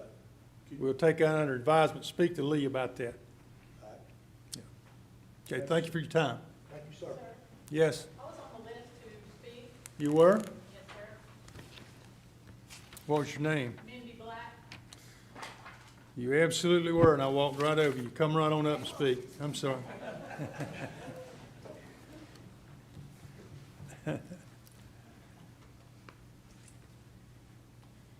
My name is Mindy Black. I live at 1005 Simpson Road.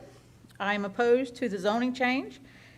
We have dealt with the overwhelming smoke and tremendous fires in the past, and for at least one got out of control with no way to put it out other than the 3 fire stations that were called. Some of the fires were set at night before the out-of-control incident. Equipment was running through the night on some nights with bangings of track hose, buckets, and noise from moving around. Noticed this on quite a few nights around 3 a.m. He was granted use of the air curtain burner, which is supposed to have little or no smoke, but that was not the case. With this proposed zoning change to an industrial type classification, my concerns are the smoke and poor air quality, having to keep my windows and doors shut while the burning is going on, no longer being able to hang out clothes to dry, or just having the windows open for fresh air. I do have livestock concerns, for I do also have horses, goats, and chickens, and I'm sure that is impacting and will impact. I'm concerned for the Crooked Creek, for runoff in the floodplains. There's a gas pipeline that runs through his and our property with close proximity to the fires. Again, out-of-control fires are my concern. The noise complaints, he said that he had no calls. Well, I was trying to be a good neighbor, but I guess next time I will call if I hear any more banging around. Like the gentleman said, ashes on vehicles, on our gardens, fruit trees. Noise is my main concern with the crushing of concrete, and there's no way of keeping that noise down. Neighborhood impact, the dust from the operations, truck traffic, mud and debris on the road is also another concern. He said he's going to try to do that for 8 weeks for the concrete crusher. 8 weeks is a long, long time to be hearing that. The zoning will affect the homeowners in the area. Change to the community will be negative. I'm concerned, as well as the lady that spoke before me, house values, times of operation, 12 hours a day. He changed it from Saturday to 8 to 1. Saturdays, people are home trying to enjoy their property, and we really don't want to hear all that mess going on. This is a neighborhood, not an industrial site. There is people all around this area who are being affected. I feel like if this is passed, he will have an open door to increase operations, and the crushing and everything will increase. Fires as well. There's a saying, it's easier to ask for forgiveness than ask for permission, and that is a great concern to me. And I do not want to live near this facility, and I'm against this zoning change. Thank you so much. Thank you. My apologies for leaving you off the list. I'll forgive you. And although I'd closed the public hearing, you will be a part of that public hearing. So. Okay, thank you. Thank you very much. 10-minute recess till 8 o'clock.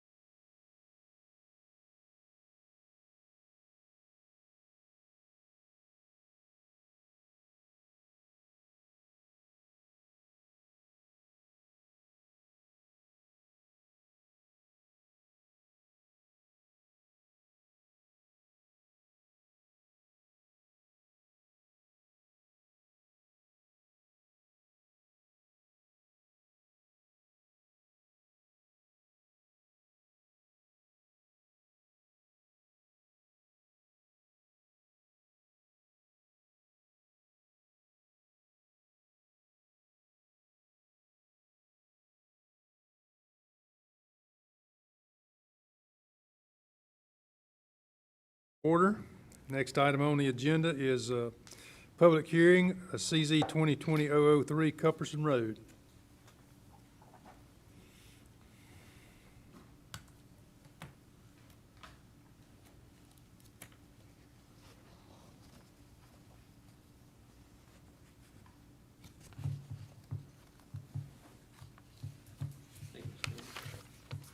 Again, as you stated, this is conditional rezoning CZ 2020-003, Cuthbertson Road. It is a request to amend the zoning map of Union County by rezoning a parcel of land from R40, which is residential 40,000 square foot minimum lot size, to R4 conditional, which is a residential 4,000 square foot minimum lot size conditional district. The applicant requests this rezoning in order to develop a neighborhood with a mix of 360 age-restricted single-family dwellings on what is the south side of the property, and 93 market-rate townhomes on what is the north side of this property, for a maximum of 453 units.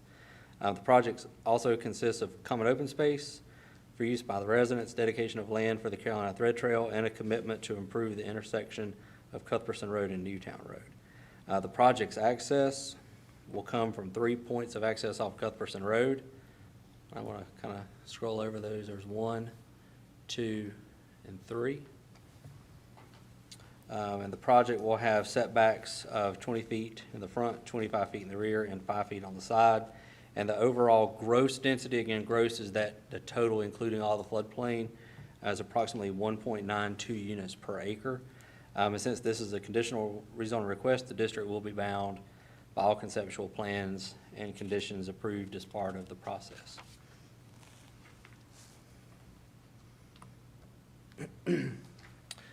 Again, just some more photos of the development site and some zoomed in photos of Cuthbertson Road showing the sidewalks that are proposed along Cuthbertson. Some photos of the area. Again, this is the site. The site's actually on both sides of the road. This is Cuthbertson Road looking kind of toward Newtown. So this would be the north side of the road, the development site.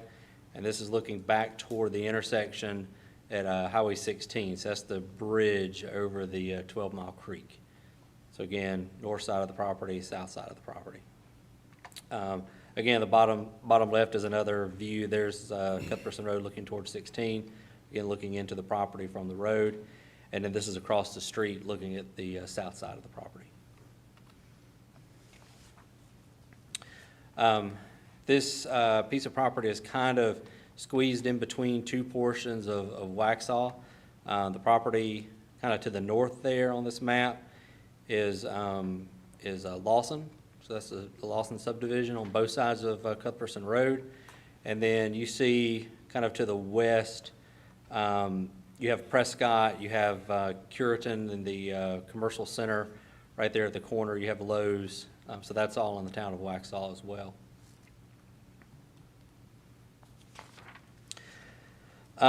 Existing land use on the property is currently R40, about 225 acres, give or take, and it's currently vacant, and a portion is used for agricultural uses. Again, you can see that property is labeled as it's mostly vacant. Surrounding land uses, kind of a mix of several different things. You've got some low density and agricultural land kind of to the north. You've also got some low-density residential to the south as well. You have some medium and higher density residentials over in Lawson, and then you have a commercial center located at the corner of Providence Road in Kensington. Most properties in this area are served by Union County Water and Sewer, and this project is also proposed to be served by water and sewer. Water is available along Cuthbertson Road, and sewer is also on the property. That's one of the main lines going into the 12 Mile Creek Sewer Treatment Plant. These parcels, sorry, let me back up a little bit. There's some significant floodplain on the property. Again, this is the confluence of the west and east fork of 12 Mile Creek. So pretty significant floodplain on the south side and west side of the property. Property has been zoned R40 since Union County established its zoning program in the late 70s. To our knowledge, there have been no rezoning requests or special use permit requests on this property.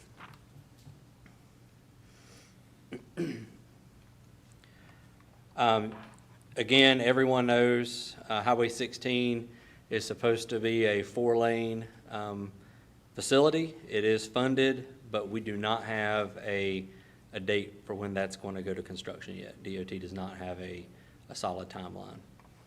AADT, just south of the intersection along Providence Road, is 20,500 vehicle trips a day. That's 2018 number.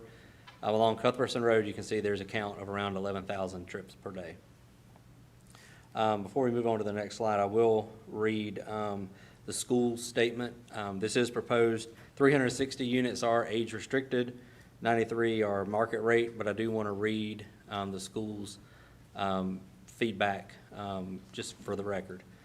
The above referenced development located on Cuthbertson Road near the intersection with Providence Road will be within the following school attendance areas for the 2021 school year.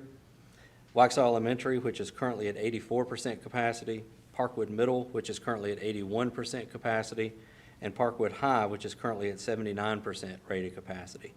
By our counting, this will bring the number of planned and not built housing units within the Waxhaw Elementary School area to approximately 1,942. Parkwood attendance area has a total of 2,822. That's for the Parkwood Middle and High School. The planning board did ask me to just verify that this was Waxhaw, Parkwood Middle, and Parkwood High. I did go back to double check to make sure I didn't make a mistake when I put these in their staff report, and I didn't. I called the schools, and basically because of the capacity issues that are present at Cuthbertson, any students that are coming out of this development would end up going to the Waxhaw and Parkwood Middle and High School.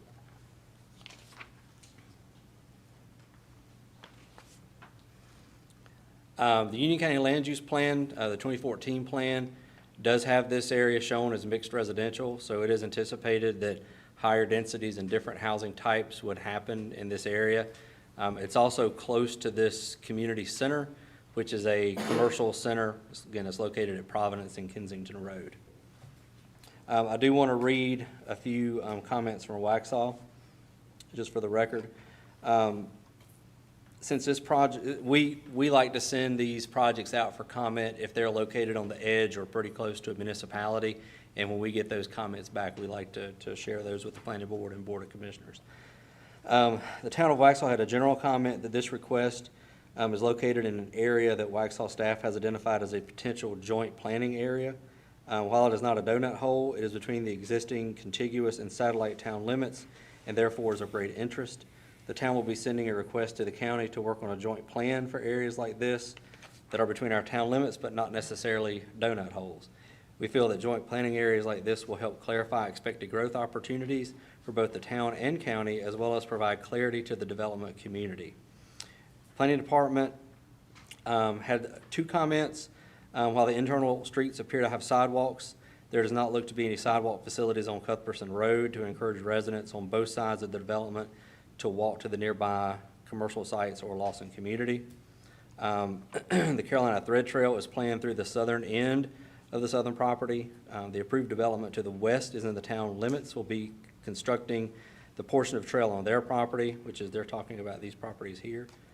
And they request that the county consider making the construction of the Thread Trail part of a condition on the approval.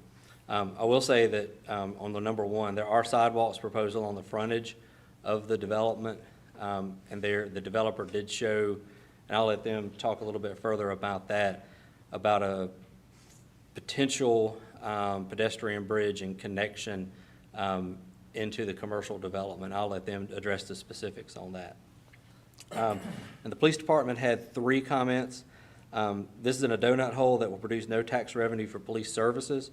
This will produce traffic into town that is already a congested traffic pattern and will cause a workload on the police department traffic cars. We will most likely be the responding units on calls for service, and as a result of our close proximity and delayed response time from the county officers. Added pedestrian traffic downtown for shopping and events could cause additional officer presence. And the planning board considered this request at their regular June meeting. After hearing a presentation from the developer, the planning board voted 4-2 to recommend that the rezoning request be approved. In making the recommendation, the board stated that they thought this was a good plan, it was well thought out development, that it was consistent with the comprehensive plan. The dissenting members noted that while it was a good development, it was premature in light of the fact that the development would add traffic to an already congested and overburdened Providence Road. They also noted that they had concerns with the density of the projects, as a good portion of the property is located within a floodplain and is unbuildable. I'll be happy to take any questions.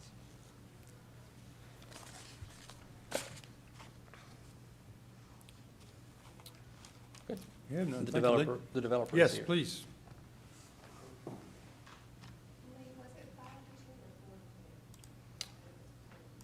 It was 4-2. There was only 6 members present.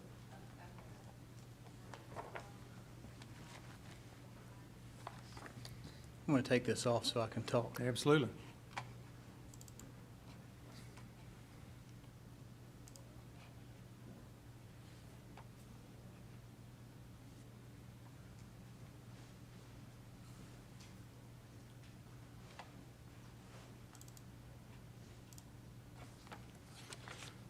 Okay. Good evening, commissioners, staff. Thank you guys for your time this evening, and thank you for a face-to-face, live and in-person meeting. We really do appreciate the opportunity to be in front of you tonight. My name's Shannon Bolin, and I'm with David Weekley Homes. I'm the land manager here in the Charlotte Division, and I'm going to be the icebreaker tonight on the presentation. I'll go through the first few slides. Then I'll turn it over to Walter Fields with the Walter Fields Group, who's helping me with this rezoning. So we'll go ahead and get started. I want to give you guys a little bit of information about David Weekley Homes and who we are. We are a privately owned builder out of Houston, Texas, founded in 1976. We came to Charlotte in '96, and I've been with them since 2003. Currently, definitely in the top 20 as far as largest builders in the country, even though we're not publicly traded. We're 17th largest, and in Charlotte this year, we'll probably close about 250 homes. Our average price point in Charlotte's just above $400,000, building in about 12 communities. And nationally and locally, we've been recognized for home designs, customer service, and high-quality communities. We have 4 different product segments that we focus on here in Charlotte. There's the traditional suburban David Weekley communities. There's Central Living, which is a high-density urban product that you'd see close to downtown Charlotte, townhomes about 20 units per acre. We have Imagination by David Weekley, which is a more moderately priced suburban community. And then we have, last but not least, we have Encore, which is our 55 and over product segment. Now bring that up because we are talking about the Cuthbertson Road community as predominantly a 55 and over with single-family lots on the south side of Cuthbertson. And when we first started working on the area, we commissioned a market study, and I've probably shared this information with you guys one-on-one, but I wanted to say it again. This is the #1 zip code in all of Charlotte MSA out of 118 zip codes, the #1 zip code for the 55 and over buyer. Several reasons why, but the highlights, I'll go over those with the following slides. First off, they're here now. Due to the explosive growth in Union County over the last 20 years, a lot of people have moved here for high-quality schools and lower taxes. I'm one of them. And after their kids graduate high school and graduate college, they want to stay here. You know, their sphere of influence is here. Their churches are here. Their friends are here. Their doctors are here. They want to stay here. So there's 7,400 households in the zip code today. That's 17th in MSA, but you've got the 7th highest growth rate. So they're continuing to grow. One big reason is because you're the number 3 most popular area for the family buyer, so the grandkids are here.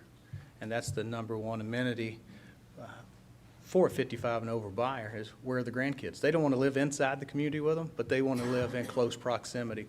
So the successful family, the successful kid that's making $100,000 or more a year, they're more stable. So grandma and grandpa are more inclined to relocate to that area so they can be close to their family.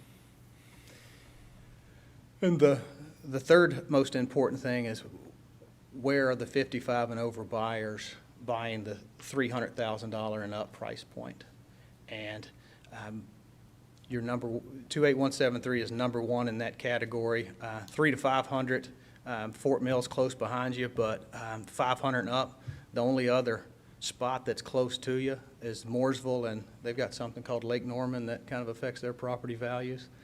But this is definitely a spot in the Charlotte MSA where there's lots of demand, very low inventory. The resale market is critically undersupplied with ranches and master downs. The last time I ran a market study through MLS, just in this zip code, I want to say it was like 1 month of supply. And when there's 1 month of supply on the resale market, it's really hard for buyers to find an opportunity without something being purchased before they can make an offer. So with that, I want to turn it over to Walter Fields.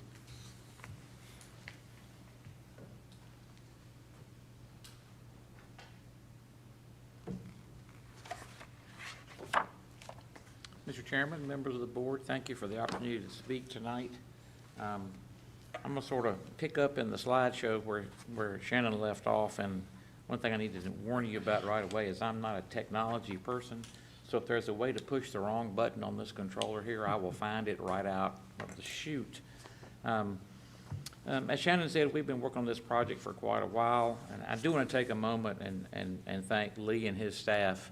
And I really need to go back a little bit further even than that, because when we started working on this, Dick Black was still your planning director, and he's since retired and is living the life of Riley. But we've had very good contact and open communications with the staff from the very beginning. And we've also had those same communications with the town of Waxhaw, with their mayor and with their planning folks and their town engineer. Because we're so close, we wanted to make sure that they knew what we were doing. This application was submitted back in January, but we had spent a lot of time with the community before we ever filed the application. In fact, the content of the original application was somewhat shaped by what we were hearing in the meetings that we held back in November and in January. We had them up at the church, and we had, I think, 33 people at the meeting in November. Those are the numbers that signed in the sign-in sheet. I think there were probably closer to 50 or 55 people there. It was a good meeting. We learned a lot that night. And I'll talk a little bit later about some of the things that are in this plan that came from that very first meeting up at Forest Hills. We had a follow-up meeting in the middle of January, because we had then gained some more information about our project and what we wanted to do, and we told folks we would come back and let them know how things were progressing, and so we did that. A little smaller turnout at that meeting, but we took some good news from that, in that we had answered a lot of people's questions or concerns at the very first meeting. We ended up with like 12 people at the January meeting. Then when we had our official community meeting, because we checked with Lee, and he said, well, those other ones weren't advertised, so this has to be your official meeting. We were in the COVID protocols, and so it became a virtual meeting. And that took place the 26th of May, and there were 26 people that attended, participated in that meeting. And again, lots of good questions and answers, much of which was discussed at some of the 2 prior meetings. And even more recently than that, we understood that there was a neighborhood that felt like that they had not, needed to have been notified. They were really too far away, the Champion Forest community. But Shannon got in touch with somebody, one of the leaders in that neighborhood, and we set up a special virtual meeting just for that neighborhood, and we had that on the 7th of July, and there were about 10 people that participated in that. So from the very beginning, we started our process with the notion that we were reaching out to the community from the very beginning. And as I said, we had our first 2 meetings before we ever even filed our zoning application. So let me see if I can do this now. Oh, look at that. Again, this is a site, I think you're all familiar with it. In Lee's presentation, it was easy to see where this area was. It is at the confluence of 2 streams that form 12 Mile Creek, and it's an area that's forested and has been used for agricultural activities in recent years. This is our site plan. Again, you saw that in Lee's presentation. Cuthbertson Road runs through sort of from the center of the top of the map over to the center of the right-hand side as you look at it. And the townhome portion, the 93 townhomes that we're proposing as part of this development, are on the north side of Cuthbertson Road. And the 354, our plan still says 360, but we're actually going to not build quite that many, are all on the south side of Cuthbertson Road, single-family detached and age-restricted. I'm going to show you something on the site plan here. I want to take a moment. I don't have a laser pointer here, but if you'll allow me, I'll see if I can make this cursor do something. Oh, that just does it over here. Never mind. There on the edge of this map on the right-hand side, as you look at it, down at the bottom, you see right on the property line the numbers 1 and 2. Then if you sort of read on up the right-hand side of the map, you see number 3. We're going to come back to that a little bit later, because one of the things that we wanted to show to you was a response that we came back to the community with when they wanted to know about how our site was going to relate to them, what was going to be along the edge.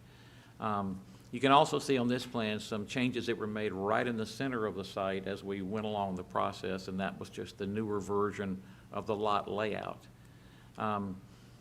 We will have an amenity as part of this community. This is an area that'll have a clubhouse, a pool, yard areas for program sports, whether it's bocce ball or croquet or whatever. And this is right on the center of the project and will be the focal point for activities in this community. The building has not been designed yet, but we believe it's going to look like, whoop, I'm obviously doing something wrong. Probably going the wrong direction. Thank you. This is the elevation of the building. It's going to be about a 5,500 square foot building, again, with those amenities, and we even included the floor plan in this presentation because we wanted to show that there are lots of meeting spaces and lots of activity spaces for the folks that are going to live in this community as part of this building. Lee also mentioned in his presentation that we had committed to a specific streetscape along Cuthbertson Road, and I'll tell you, the conversation about that started with the town of Waxhaw because they viewed this area as a gateway into their community, and they were very interested in what we were going to do along both sides of that road.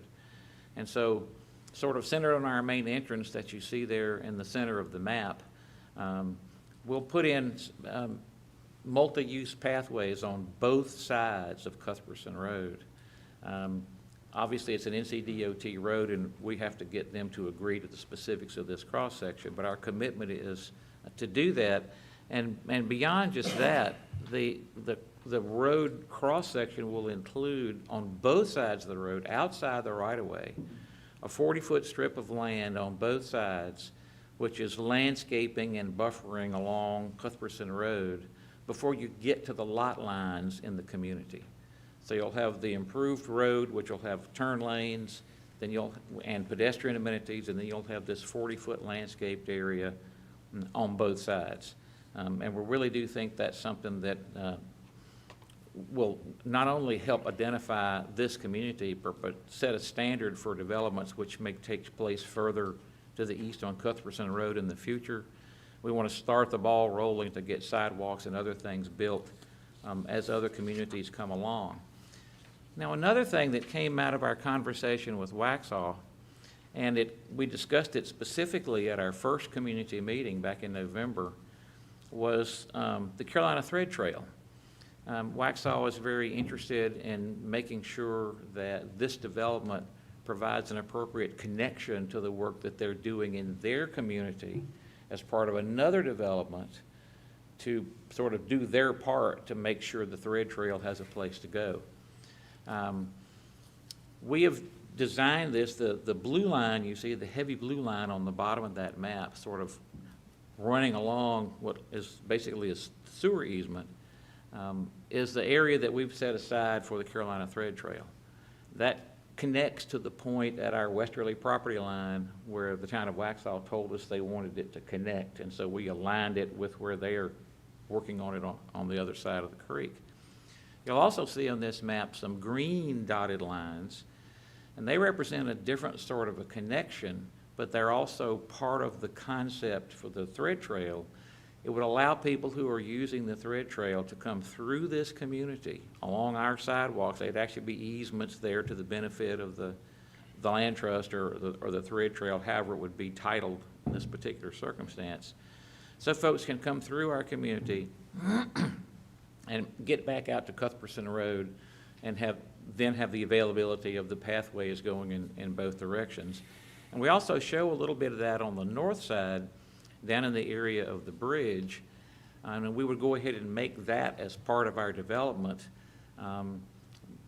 And we would, there's not any way that any single developer could accomplish what it would take to cross that creek, because if we have to build a bridge there, we understand it would have to be almost at the same height as the vehicle bridge that's over the creek now. An alternative would be to not have a bridge at all, but just have a weir where people could walk down and cross at when the water level is normal or below. And there's one of those in McAlpine Creek Park in Charlotte, if you've ever been there, and people walk back and forth.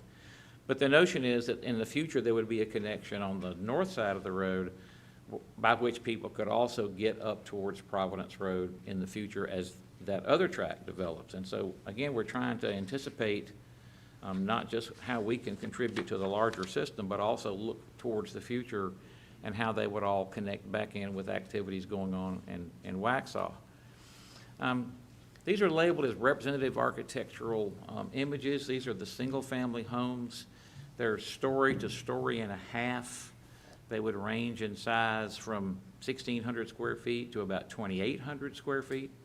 Each one would have a two-car garage and then have space in front of that garage for 2 additional vehicles if they had guests or somebody coming over for dinner. The townhomes that we're proposing for the other side of the road have not been designed yet, but we would tie together architectural elements, building materials, colors, and themes from the single-family homes across to the townhomes as well, so you would know you're in the same community by virtue of the character of the architecture and the way the buildings are laid out, roof pitches, and so on and so forth. Now, from our meetings with the community, we came away with 4 issues that folks really wanted to talk about. Density, schools, traffic, and the edges, or the buffers along the edges. And these are some of the same ones that you've already identified and were mentioned in Lee's report. From the standpoint of density, this is I look at it as a very low-density project.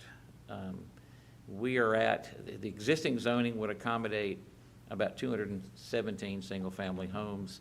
That's just a little bit short of 1 unit per acre.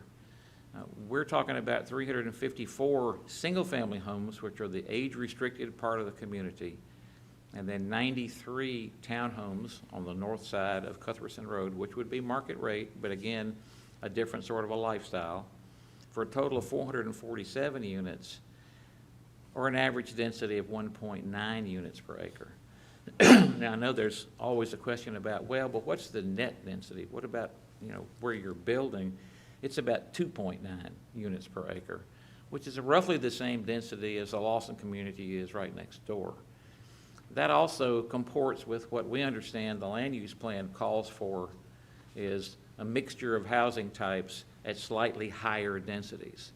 And so we believe that this is consistent with the land use plan and consistent with the development pattern that has already begun to establish itself in this portion of Cuthbertson Road. The next issue that people were concerned about, wanted to talk about, was impacts on schools. Now, Lee in his report already told you what the assignment is and what the capacities are and so on and so forth. But the most notable thing about this that distinguishes it from another from the Lawson community right next door, for example, is 354 of the homes there, the single-family detached homes, are age-restricted. And that's not age-targeted, that's not, gee, it'd be nice if we could get a few old folks in here. That is restricted in the covenants for the community. The 55 is tied to the Federal Fair Housing Act, but weekly bills in this Encore market that they have for age-restricted housing, this sort of a product and the covenants and conditions in the community require that it be occupied by folks that meet those age-restricted requirements. So in terms of school-age children, even if there were capacity issues, which the school system says they're not, then we believe that this is a better deal for the schools than just building it out with the existing zoning at 200 and some units, which would be all family-type homes that would have school-aged children. From the traffic standpoint, again, everybody's concerned about traffic, and when we had our virtual meetings, there was lots of conversation about traffic and trucks, and we were even told the other night that there are tractor-trailer trucks that take shortcuts that come through Cuthbertson Road. I sort of wondered about state weight limits and things of that nature, but that's out of my ballpark, so I don't really know how to deal with that. But there's 2 times a day which traffic is the most critical. Our traffic consultant is here if you have any specific questions about the study that he did. It was done for Union County. A copy of it was furnished to Union County and to the town of Waxhaw. Their town engineer reviewed it. They had a number of questions. We went through all those issues and resolved all those questions. NCDOT did not want to review it. They looked at our proposal and said the traffic impact here is so slight compared to the existing zoning that we don't even want to, we're not going to review your study.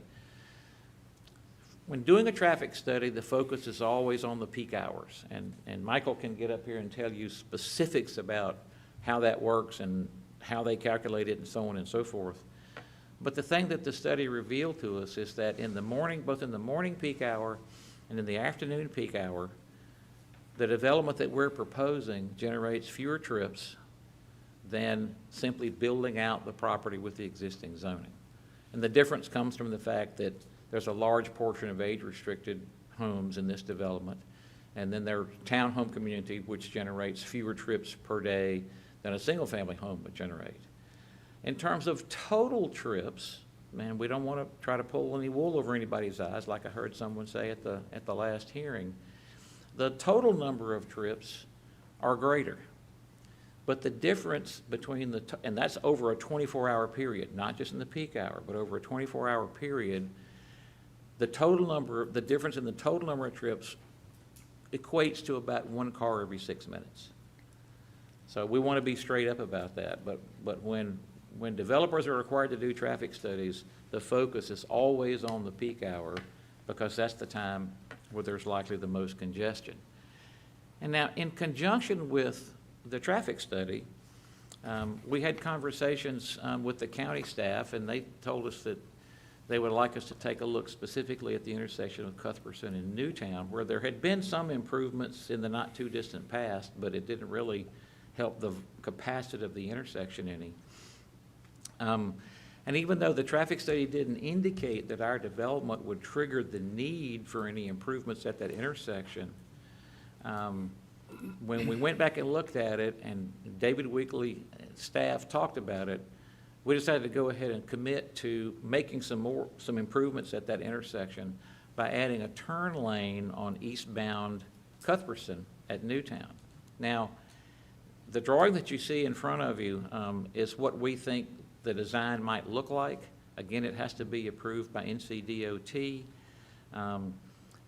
They may want a longer storage. They may want more of a right turn storage and not so much of a left turn because there's a street, Farm Creek Road comes out right there. But the notion is we can't fix everything. And this isn't triggered by anything that we're doing, but it's something that we can do that's a manageable size project. It's something that we can do that'll help the capacity of that intersection in the future. And while have our road guys out there making improvements to Cuthbertson along our property frontage and putting in the turn lanes down there, this is the sort of improvement that we can have done at the same time. And this is now a commitment of this rezoning petition. Now, I'm going to go back now and ask you to recall those three numbers that we talked about a little bit earlier on the site plan. Because the fourth issue that came up in the community meeting, principally at the very first meeting, was, well, what kind of buffers are you going to have? What sort of edge relationship are you going to have with our community? And so what we did, we went back and found the three locations along our property boundary where a new home in our community would be the very closest to an existing home in the Lawson community, on both sides of Cuthbertson Road. So if you will recall that map we saw earlier, that area number 1, that circle number 1, was down almost at the lower corner of the site. And the drawing that you see in front of you is a two-scale, horizontal and vertical, two-scale drawing. And on the right of that drawing, you'll see the back of the house in the Lawson community. That's the very closest to the new home on the left side of that drawing that would be built as part of our community. And the distance between those two houses, the distance from house to house, is 288 feet, not quite the length of a football field. And the vegetation that you see on the drawing is vegetation that's there that would remain there. We're not going to go in there and clear out. And there's a drainage way that goes through there. The trees that you see there represent the amount of vegetation that falls in this location, closest to closest, between what we're proposing and what's already there. Number 2 on that map was just a little bit further up towards Cuthbertson Road. And again, this is where we found closest to closest. So on the right, what you see is the house that's in Lawson today, and on the left, you see the house that we would propose to build. And the distance between these two is more than the length of the football field. It's 311 feet. And so again, with the existing vegetation remaining in that area to provide that buffer. And the one further up that was across on the other side of Cuthbertson Road, again on the right, existing home in Lawson, drawn to scale, and on the left, the back of some of the townhomes that would be on that side of the Cuthbertson Road. And the distance between those units is 232 feet with the vegetation that you see drawn on the plan, which is existing vegetation. So we hope that we have addressed all of the concerns that we heard at these various community meetings. We believe that we have been successful in trying to address concerns and questions that we've had from people as recently as not even a week ago. And I don't know how many people are here tonight to speak about this one way or the other, but I'd like to think that because there's not a mob out here holding up signs and you know, being here in opposition to our request, that we've done a pretty good job of proposing, number one, a really nice new community, an addition to Union County, that meets the market that David Weekly has identified, that's very, very strong, that's consistent with your land use plan, and that has addressed all the technical issues that we've heard, not only from the Union County staff, but from the Waxhaw staff as well as we've gone through this process. So I'll stop at this point and see what questions you might have. Again, our engineer is here, our traffic consultant is here, Shannon and I are here, and we'll do the best we can to answer your questions. Thank you very much. Commissioner Wright. I got a couple of questions. Yes, sir. How much are y'all designating to the Newtown Road intersection contribution? We actually proposed to build it as opposed to just putting money in a pot. When we originally talked about this in some of our community meetings, and originally even with the staff, NCDOT couldn't furnish us with any drawings that showed where the rights-of-way were and so on and so forth. We were able to actually get construction drawings from, was it Blythe? From Blythe, who did the work for NCDOT. So now we know where the right-of-way is. We have actual construction drawings for the work that they did, and we see that we can make our improvements in the area that's available in existing NCDOT right-of-way. So as far as I know, Shannon, is there any, I'm not aware of any other impediment to doing that, and we would rather do that and be done with it than put money in a pot and wait for somebody else to come back and do it. Well, my question is, did Blythe give you a cost of what to expect that to cost? Let me let Shannon answer that question. Please, sir. We got a quote from another contractor, not from Blythe, but we're probably looking at $200,000 to $250,000 to improve that interchange. Okay, the thread trail, y'all are gonna connect Lawson to y'all's, and it will be a sidewalk, right? Is that your proposal? Well, what's proposed in our zoning is to create the easement for the thread trail to be located on. Actually, in our community meeting, we talked with the folks in Lawson about the Carolina Thread Trail. They have an open space network within their neighborhood, and most of it goes between people's houses. And while I think there was a lot of interest on the part of the residents there at having the thread trail nearby, there was not uniformity in terms of how people understood it would connect to their community. There was some concern that they didn't know if they wanted folks from the thread trail walking through their neighborhood. We made a specific provision for it, so that can happen. Well, I received some emails asking when we do our consideration, to make that part of our approval, and I'm just asking, could that be done? To tie it to Lawson? Well, to make it a usable trail. What we had proposed up to this point is that we would create put it in place in terms of an easement for the land. We hadn't proposed to construct it because there's some uncertainty about where it would go. And the folks that manage and build the thread trails, this is the alignment that we think is appropriate. And Shannon, I don't know if you want to come back up here. We don't know if that's the alignment where they want it. So we're making the commitment for the space to be there to accommodate it. But until it's settled on where they actually want it to go, they may decide they want it to go, just follow the sewer easement. Or they may say, we'd really rather have it all the way down at the edge of the creek. This is where we put it to make sure that the commitment was in our zoning. But we're a little concerned about committing to build it because we don't know if this is actually where it's going to end up. And again, from the standpoint of the Lawson community, we show it going just short of contacting the edge of the Lawson subdivision because we don't have a clue where it would go. Right. From Does Lawson have one constructed in it now? The trail? They have an internal network in their community. Okay, but it's not part of the Carolina Thread Trail? No, sir, not to my knowledge. Another question, are the houses, are they gonna be slab or crawl space? Shannon?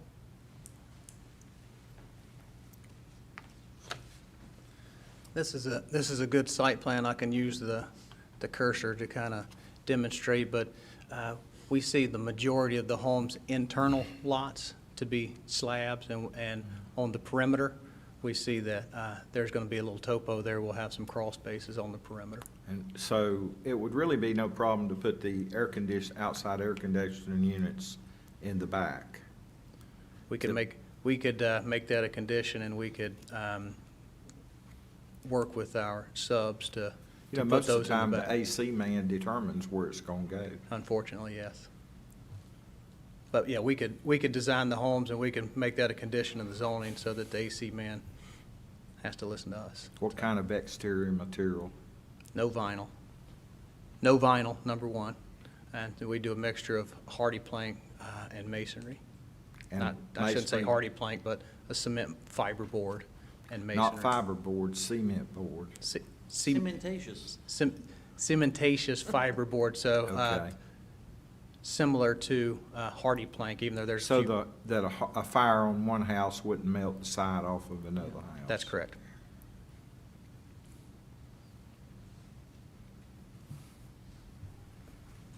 Commissioner Helms. Yes, I appreciate the time you gave me the other day to talk, and there's a couple of things that we haven't discussed tonight. I think Lee mentioned the houses are going to be 5 foot off the property line or 10 foot apart. That's correct. And I was pleased to hear Commissioner Rape ask about those, because we talked, you didn't give me that commitment when we talked, that we could make them in the back.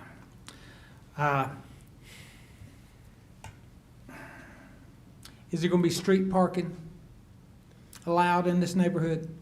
We will have, well, this is a long answer, but we will have streets that are wide enough for on-street parking. However, we'll have 2-car garages, we'll have room in the driveway for 2 cars to park, but there will be room in the streets because of the width of the streets. Will have room for on-street parking. How wide are they going to be?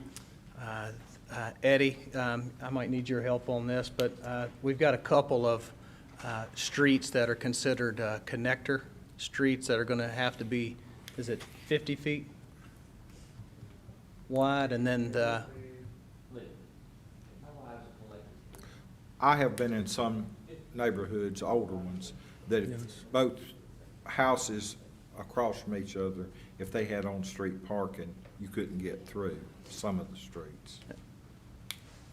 32 feet of pavement. Residential roads would be 34 feet wide, mm-hmm. and then the residential collectors, the pavement, that will, the residential roads would be 22 feet wide, then a 2-foot curb, gutter, and then the residential collector. That is a specific question that the fire marshal has asked. That's my concern, Yeah. that the streets be able to facilitate a fire truck going down, a ladder truck, and being able to turn around at the end of the street. And Right. that's what I'm asking. Yeah, and we did go back and kind of have a conversation with the developers, because I think a lot of these were shown as local streets, and through comments from the fire marshal's office, a lot of these were turned into those collector street standards for that specific reason. So if there did happen to be on-street parking, you could get an emergency vehicle down the street. Okay. The other question I have is, you've made several references to it being age restricted. Yes, sir. When we personally spoke, you said it was going to be deeded age restricted. And I wonder if you'd expand on that, please. Yes, sir. Yes, sir. So in addition to being a 55 and over community with Federal Fair Housing Act laws, also in our CCNRs, our covenants, we would restrict to where every residence would have to have at least one person that's 55 or over. Also, we would have a restriction in there to prevent the boomerang kids coming back from college, minimum age of 30 if someone is not 55, and that's in there so that if a spouse of a 55 or over buyer was 45 or 48, then they're allowed to be there. Also, we would have a restriction on how long the grandchildren could visit, and we wouldn't necessarily limit it to, relative, but anyone that's under the age of 18 could not stay long-term for a visit, and I think in a 12-month period, we would have a restriction on how many days they can be there. But, the grandkids could come see Grandma and Grandpa for a few days. They just couldn't live there all summer. That's a long answer, but our CCNRs would run with the land, and 55 and over would be required. But that would be in the deed. I'm not talking about CCR. CCRs, the HOA can ignore them. It'll be a deed restricted, It'll be a deed-restricted community. no children. No children. 100%. 100%. Federal fair housing law does give you the ability to where 80% of the buyers have to be 55, 20% of the buyers could be under. If, like I said, if there was a spouse that was under 55 and, like, say someone were to pass away, that allotment would make it so that that person wouldn't have to move out, because that's the last thing that we'd want to do is to force, someone to move out after they lost a husband or a wife.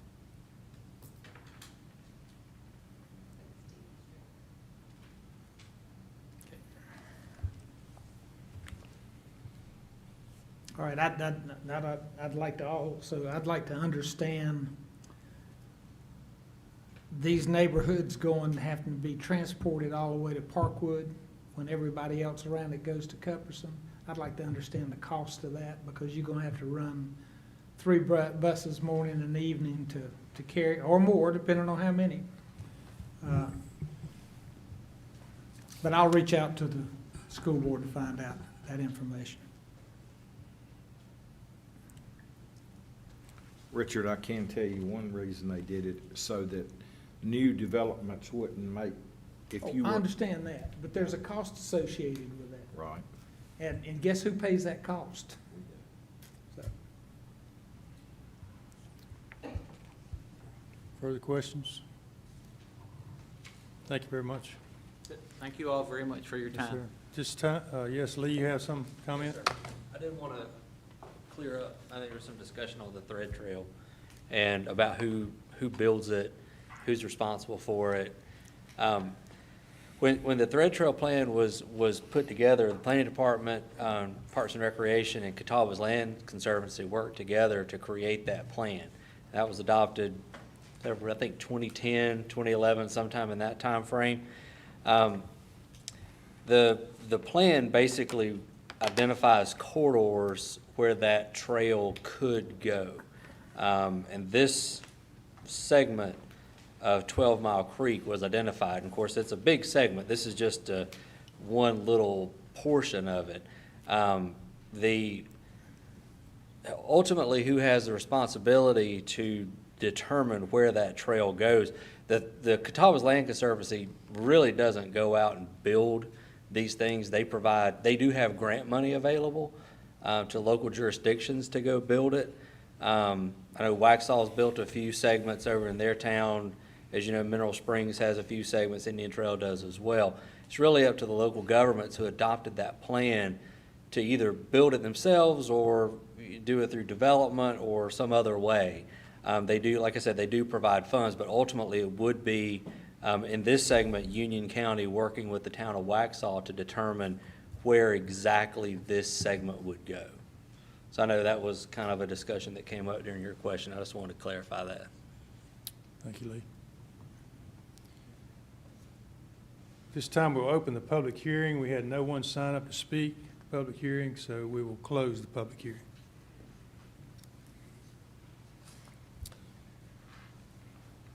Takes us to informal comments. We had no one to sign up for informal comments. So that will take us to the additions, deletions, or adoption of the agenda. Mr. Watson, I believe you had an item you wanted to add. Yes, sir, Mr. Chairman.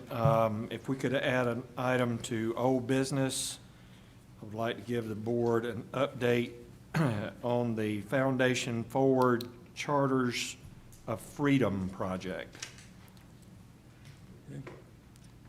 Mr. Rush. We'll take item 36 off the consent. Okay. Mr. Chairman, I would ask that we consider item number 8, CD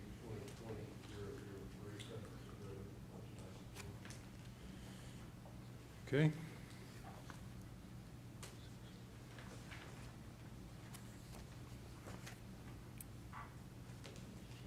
Yes. On that last public hearing, Mm-hmm.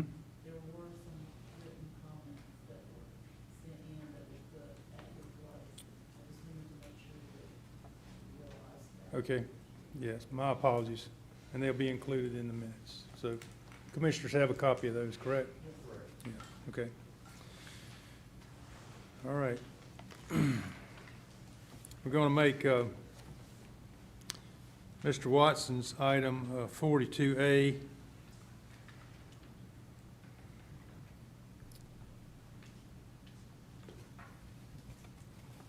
And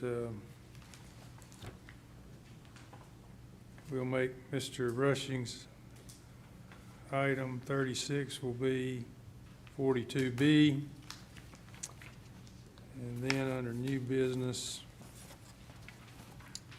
if I can find it.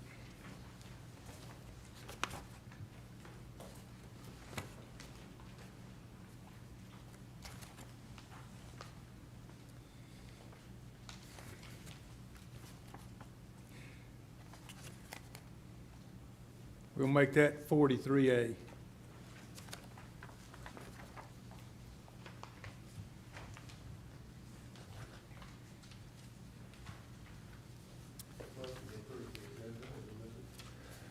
Okay, we have a motion, any discussion? All in favor say aye. Aye. Next item is consent agenda. All in favor of the motion say aye. Thank you very much. Takes us to item 42, old business, Yadkin Regional Water Supply Project. Mr. Chairman, we've got John Shutak with us tonight, engineer in the Public Works Department, that's going to be providing you with a short slide presentation on the Yadkin Regional Water Supply Project.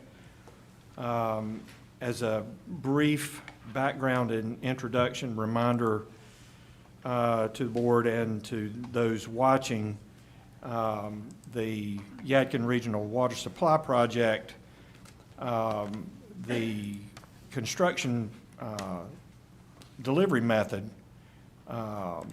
was selected back in January of 2018.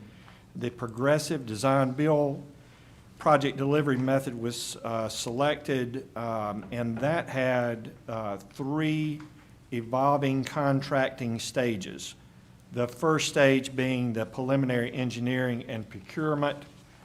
The second stage being what is referred to as phase 1 design services. And the last phase is the phase 2 construction services. We are currently, we have finished phase 1, and as a result, the engineering firms, the engineering firm for the raw water part of the project and the engineering firm for the finished side of the water project have both determined, they have both reached at least 60% design, and they have both determined a guaranteed maximum price for both of those projects, both those components of the project. John will give you an update on where we are at currently with the design, the permitting.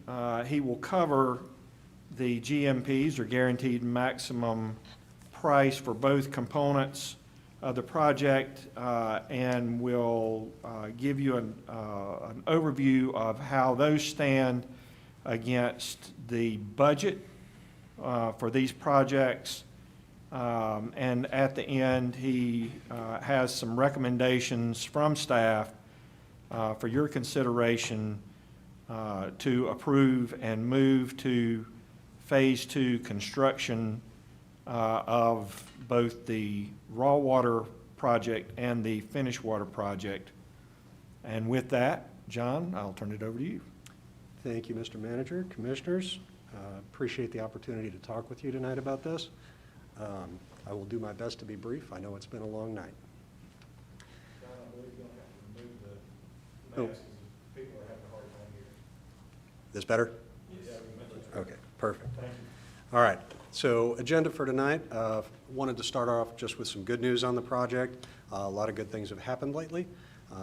Would like to run through where we stand with the FERC permit, which is one of the critical items that we needed to complete for this program. As Mark noted, I'll run through the cost and where we stand with the design build teams as far as the GMP and how we've gotten there. Then we'll have some discussion on both the raw water and the finished water infrastructure projects, the two sides of it. Go back and take a look at budget management, and then what our requested actions are for the board tonight. So good news, first things first, the FERC permit was approved. This is a huge feather in the cap for the Yadkin project. Our land acquisition, property acquisition, and easement acquisition has progressed very well. We are presently running about $800,000 under budget, which is, again, really good news. As Mark noted, engineering on the project or design has progressed to at least 60% and has advanced very well. The teams have done a really good job putting things together for us. Our raw water team is within the programmed budget, and we are targeting completion of the program by fall of 2023. Also, the water treatment plant permitting has gone very well to date. So far, we've acquired 5 of the 18 permits, and we've gotten positive feedback from regulators on the other 13. Additionally, last week, we submitted the 401-404 permit, which governs stream crossings and regulated wetlands. So that's the other big permitting hurdle. So all these things are moving along as scheduled, and if not on schedule, ahead of schedule. So to run through the FERC permit, as I said, that was a big feather in the cap for the project. And this has had a long and storied history. It goes well back before September of 2019, but for the purposes of our discussion tonight, we'll start there. The permit was finally submitted to FERC for consideration in September of 2019. Shortly thereafter, it was opened up for public comment, and that public comment period closed in November, at which time Union County filed a motion to intervene, in which we responded to the comments that were provided, as well as requesting that FERC make a decision by the end of February of 2020. Now, time passed. FERC did not make their decision by February 28th, 2020 as requested. So again, we reached out to them and requested that they make a prompt approval of the application. We've heard nothing and nothing and nothing, and time has gone on, and lo and behold, just last week, FERC issued its own environmental assessment with a staff recommendation to approve and a finding of no significant impact. So really good news.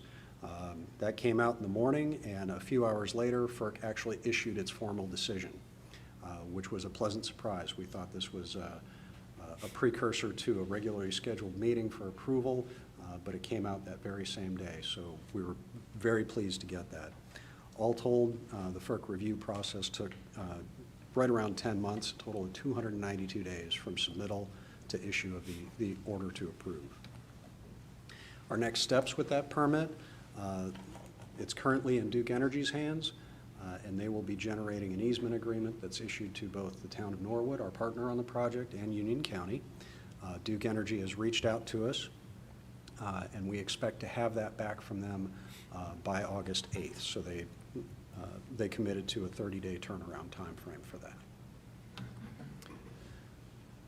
Since we have the FERC permit is really what we were planning things around, and we've been working with the teams to develop guaranteed maximum price proposals for the projects. We started them on that road back in January with 120 days to develop and deliver the GMPs, which they did give to us in May. We've been working with them over the last couple of months to get to where we are today. So we had a submittal, we've had some back and forth with the teams, and this is where we've landed. So as we progressed from the 30% estimate, as you can see on the first line there, the raw water infrastructure project, from the 30% estimate through the revised GMP, we've been fairly consistent in the numbers, not varying a whole lot, probably a $4 or $5 million swing there. But good news is we're on budget, right at budget, and their final number includes an owner-controlled contingency of just under $1.7 million.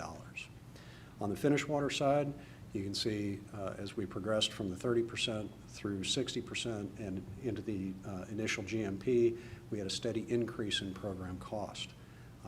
And you'll note that the revised GMP has a substantial reduction in it. And this was a very heavy lift with the design build team and staff, working to get that number down as close as we could to the budget number. And having a $8.3 million reduction in that cost is a really big win for everybody. As you can see, that does result in a $5 million overage in the budget. Overall, on the program for these two parts of it, we're at that $5 million over the budget, or about 2% from what we had talked about back in November. And later in the presentation, I'll get back to how this relates to the overall program budget. So with the GMPs developed and negotiated to where we're getting the project that we need at a fair price, we've come to you tonight with some recommendations. On the raw water infrastructure project, we are recommending that we accept the GMP and go ahead and execute that Phase 2 or construction contract amendment. This has got a number of benefits for the county. Number one, we keep design moving forward so additional permitting can be continued and those permits obtained in order to allow construction to proceed and deliver the project in the window that we need it to be delivered in. Also, we are contractually required to issue them a separate notice to proceed on construction. So this protects the county's interests should anything go wrong in that handshake between Duke and Union County and Norwood getting that easement agreement from FERC. So we have a clause in there that requires us to do that just in case we have something that may go wrong. The other things that it does is it assures us what costs we're looking at as far as material escalation. On this project, it's notably steel pipe, and we'll talk about that in a minute, as well as what the escalation costs are going to be should we have a delayed notice to proceed. So we're guaranteeing or defining what our total risk cost is on the project today, rather than waiting until later in the future to receive an updated GMP and possibly risk a higher cost. So the GMP was based on a notice to proceed date at the end of August. If you recall, I noted that the FERC permit coming back from Duke with that easement agreement is expected to be received August 8th, so roughly 3 weeks ahead of this. So we should be in good shape there. Notice to proceed has to be given no later than December 15th. If we don't give it to them by then, we delay the project by over a year. And this is because of work restrictions that occur on Lake Tillery. Also, just so you note, the cost of steel pipe goes up by just short of $1 million. If we can't give them notice to proceed by that August 28th date, so we'll incur a higher material cost for that. And the cost of construction, should we go past that August 28th date, every month thereafter, it would be an additional $125,000 for the team to do the work. Just in tabulated view, this gives you an idea of where we stand. So we're starting out at that GMP of 149.7. If we move into September, it would go up by the cost of the steel pipe increase, as well as the construction escalation, bringing that up to 150.8, and then roughly $100,000, a little over $100,000 a month through the end of the year. So the GMP could range from 149.7 to 151.1. But again, we're defining what that amount is. And as I mentioned before, easement acquisition has gone really well. This is just a snapshot representing what we've obtained to date. And what you can see here is in the green, those are the properties we've acquired. And of the 239 easements required on the raw water project, we've obtained 150 of them, or about 63% complete. We are projecting that the remainder of the easements will be acquired by mid-August, and again, projecting an underrun of that budget by almost $800,000 as of today. On the finished water side, again, our recommendation is the same. We're looking to accept the GMP and execute that Phase 2 construction contract amendment. Again, this allows design to continue. We still control the start of construction contractually in case something should go wrong from a permitting perspective. And again, we realize savings on materials and equipment, define our escalation cost, and we know what the project's going to cost, even though it is slightly over the budgeted amount. So the GMP is based on that notice to proceed in August. So before the end of August, we would need to give the team notice to proceed. If we pass into September, or into October, then our material escalator would kick in, as well as the monthly cost to the design build team to do the work.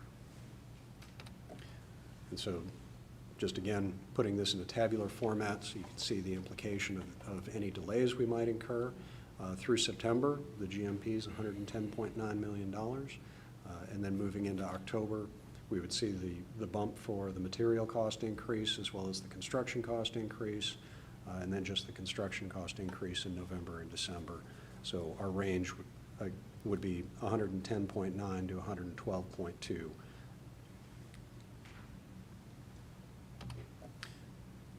And our easement acquisition, again, as I mentioned before, the acquisition has gone very well, and what you can see here in green is what we've acquired from our treatment plant up at where it's noted at Lawyers Road here, all the way down to the connection point at Rocky River and Seacrest Shortcut Road.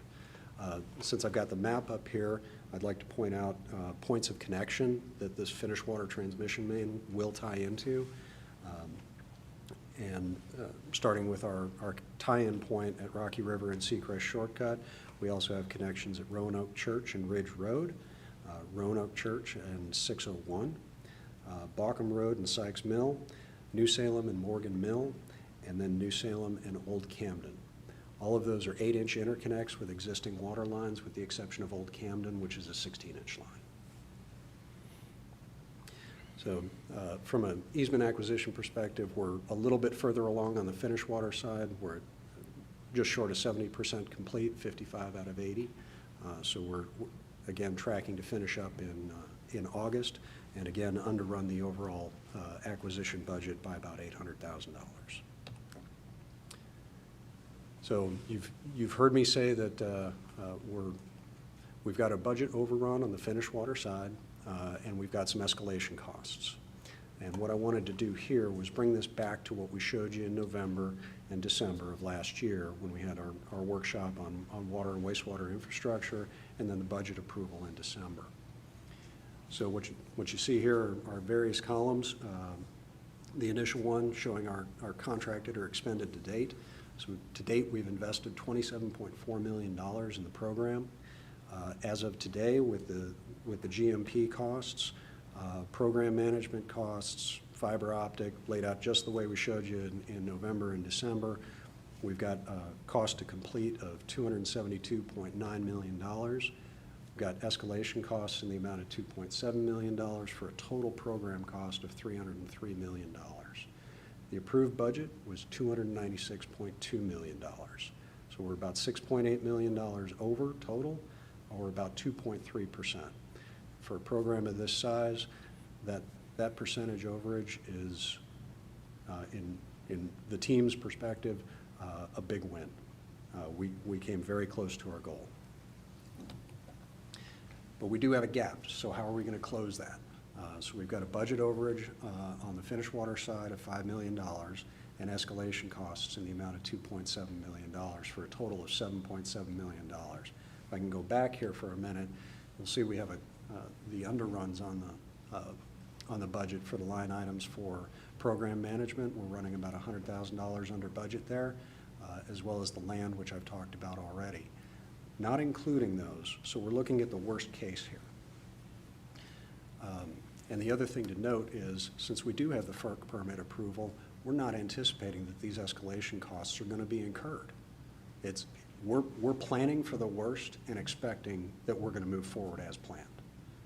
So knowing that, we took the total of $7.7 million and we combed back through the existing allocations in the capital plan. And what we managed to do was we found just short of $1 million in projects that were needing to be closed out, 7 of them to be 7 in total. We had a significant scope change in one project that netted us $2.8 million, and then we had 11 different projects that we looked at and reduced the budget on those. So we're able to make up this overage in the most conservative sense without allocating new funds. These are existing dollars. So all that said, our ask of the board tonight is to accept the GMP of $149.7 million for the raw water infrastructure project, which would include up to $1.4 million in escalation costs for a maximum contract cost of $151.1 million. Similarly, on the finished water side, we'd be asking you to accept the GMP of $110.9 million with escalation accounting for $1.3 million for a maximum contract amount of $112.2. We're also asking you to accept the scope of services and the fee for program management to get us through the construction phase of this program in the amount of $9.3 million, and adopt the capital project ordinance number 262, which authorizes the transfer of existing funding in the amount of $7.7 million from various capital programs and projects into the Yadkin Regional Water Supply Program. And with that, I'd be happy to take any questions you may have. Okay, Commissioner Rape. On the finished water plant, what's the 1.3 million, go back one? Well, no, it was the last slide I was looking at. Okay. One more. Here. Go back one. That one? The 1.3 escalation cost allocation. Yes, sir. I thought we weren't gonna have any escalation costs since. We are not anticipating that these are going to be needed.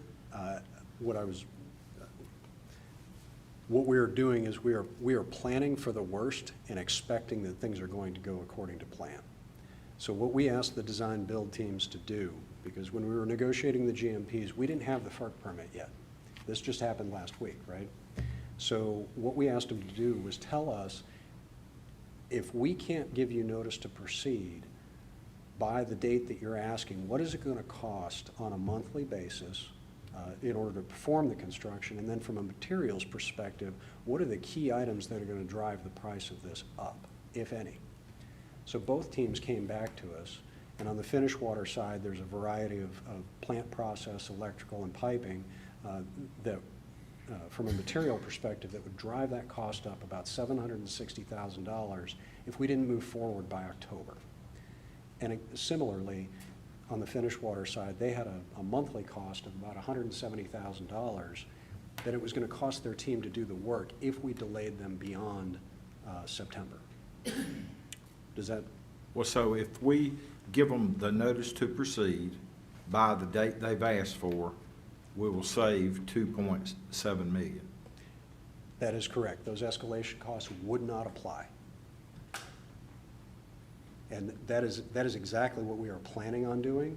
What we wanted to present to you tonight was just a full, transparent portrayal of what we've developed with the teams so that you understand, should something go wrong in the unlikely event, that we have covered all those bases. We've planned for those contingencies. Well, I'm going to look to you to make sure that we meet all those goals and save the county $2.7 million. Okay, I'm not sure I can guarantee you that personally since I do not control Duke Energy, but I will do my best.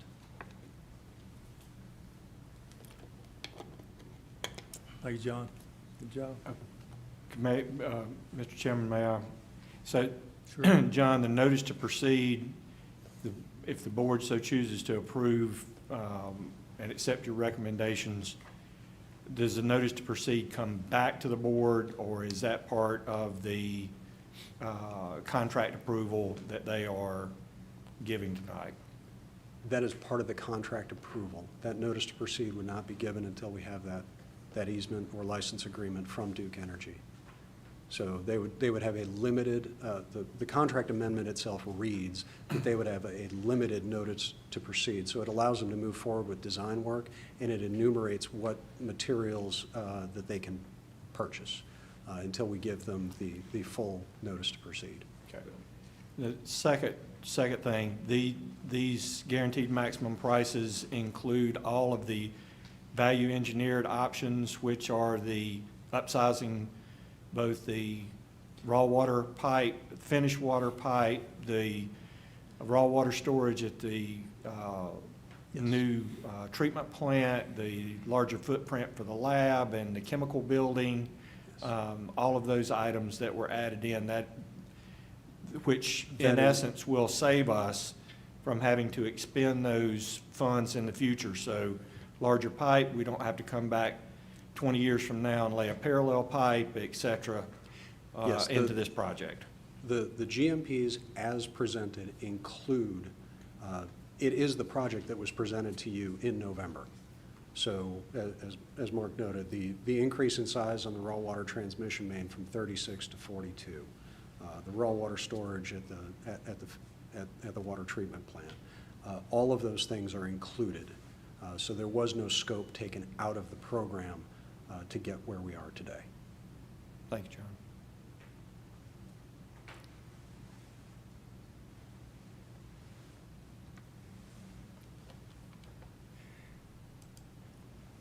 Would you like to offer one? Have at it.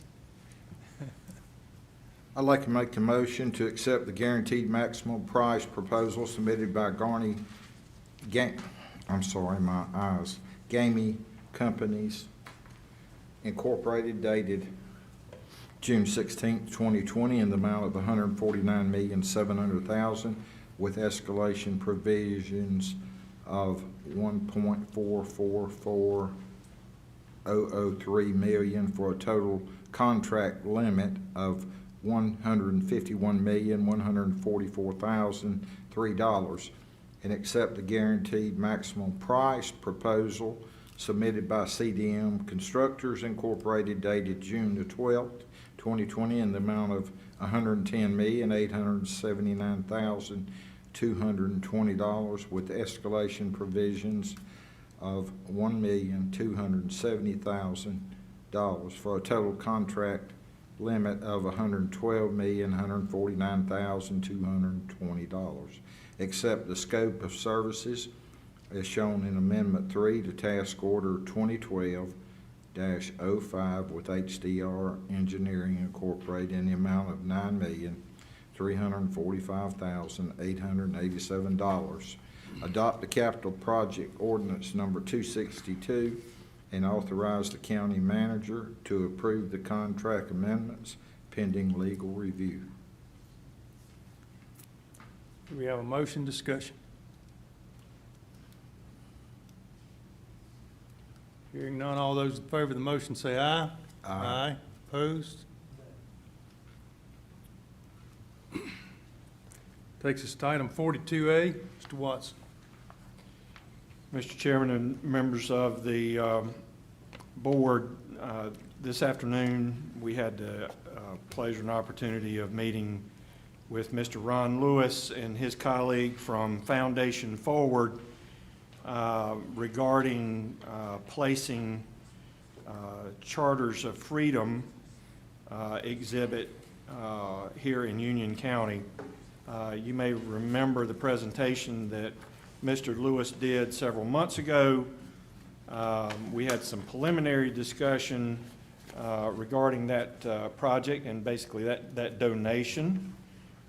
We had some discussion with the city of Monroe, some preliminary discussion about where that donation and those Charters of Freedom may be placed within the general downtown area of Monroe. Mr. Lewis tells us this afternoon that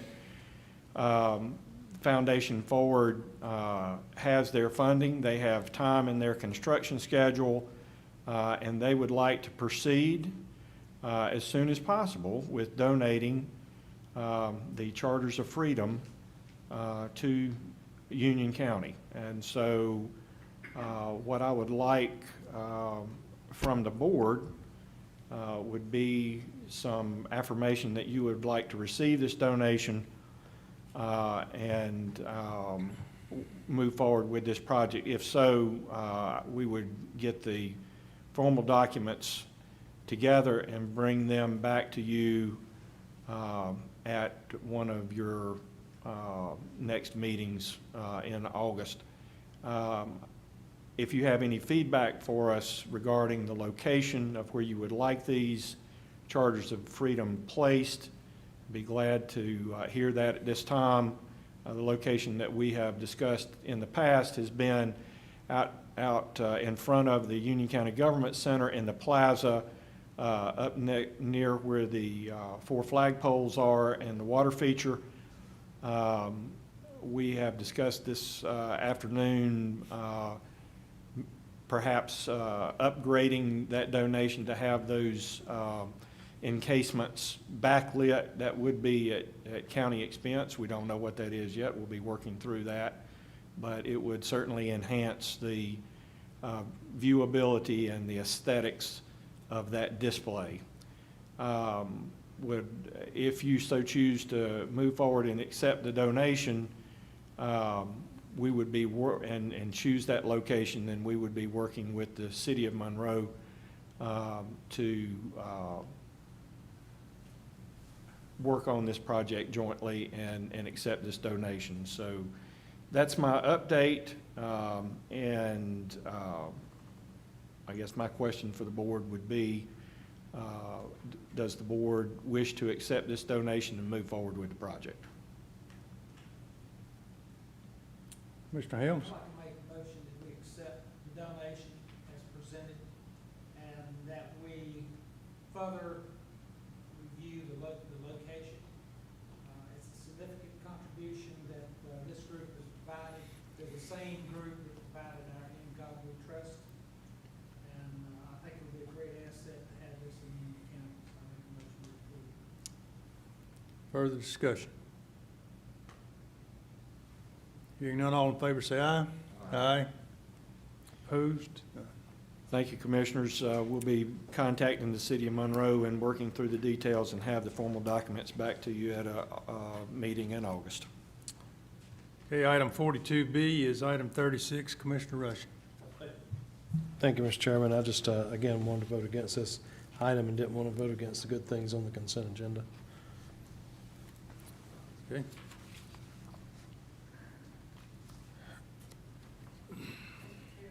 Yes. Clarification, is it item 35 or item 36? 36. 36. Yes. I try to have my glasses on, Miss Lynn, when I look. They don't always, sometimes they fail me.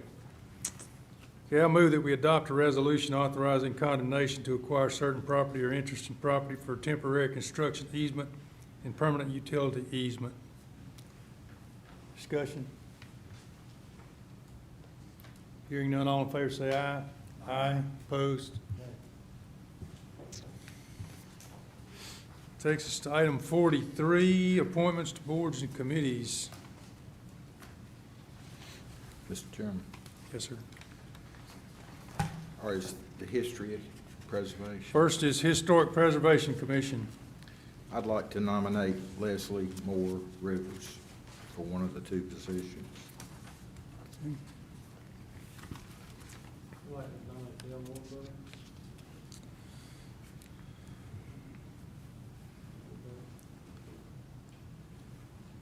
I'd like to nominate Kelly Northcutt.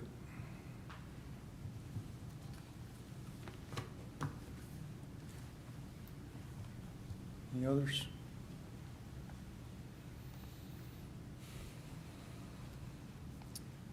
Okay, we'll take them in that same order. All those in favor of Leslie Rivers? Nay. Dale Lorberger, all in favor? Aye. And that leaves Kelly Northcutt, all in favor? Aye. Did we get that right, Miss Lynn? Come close. I have 3 for Leslie. 4 for the That was two of them, and then Kelly was the last vote? Two, okay. All right, our next is Agricultural Advisory Committee. Terms of Travis Starnes and Alex Simpson expired June 2020. Both Mr. Starnes and Mr. Simpson have applied for reappointment. Motion to accept Mr. Starnes and Mr. Simpson's application. All in favor say aye. Aye. Opposed? Juvenile Crime Prevention Council. Motion to reappoint Ms. Holt, Mr. Johnson. All in favor say aye. Aye. Adult Care Home Advisory Committee.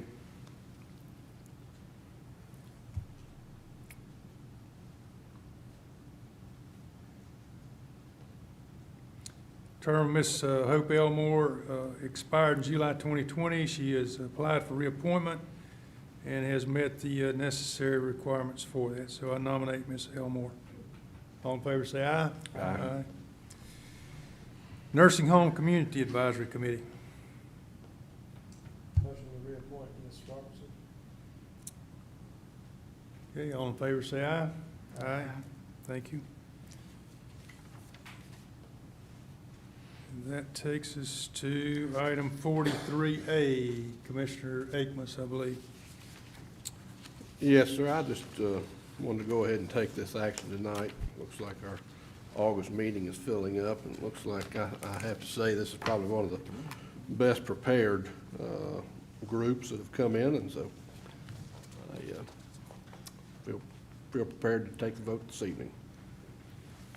Mr. Chairman, Mr. Jensen has some information that he would like to share with the board before you consider the motion. Usually, when a vote's taken, we like to have those written conditions in the agenda packages. A lot of times between the public hearing and the vote, there could still be some i's dotted and t's that need to be crossed on those conditions, and I think that's the case here. I think we still need to just dot a couple i's. We've got them in base format, but we still need to get those written conditions in front of you, signed by the applicant. So I would like to, if you could, to delay it until August. That way we know exactly what those conditions are, and we know the applicants agreed to them. So we weren't prepared tonight then, is that what we're saying? No, it's just that during a public hearing, some things can come up from the board that we like to get in conditions. I know I heard some talk about some trails. I mean, if that's not the case, that's fine, but we would need to do a little bit of extra work to get the applicant to come up here and kind of read through those conditions and get the applicant to verbally agree to them instead of a signature on a piece of paper.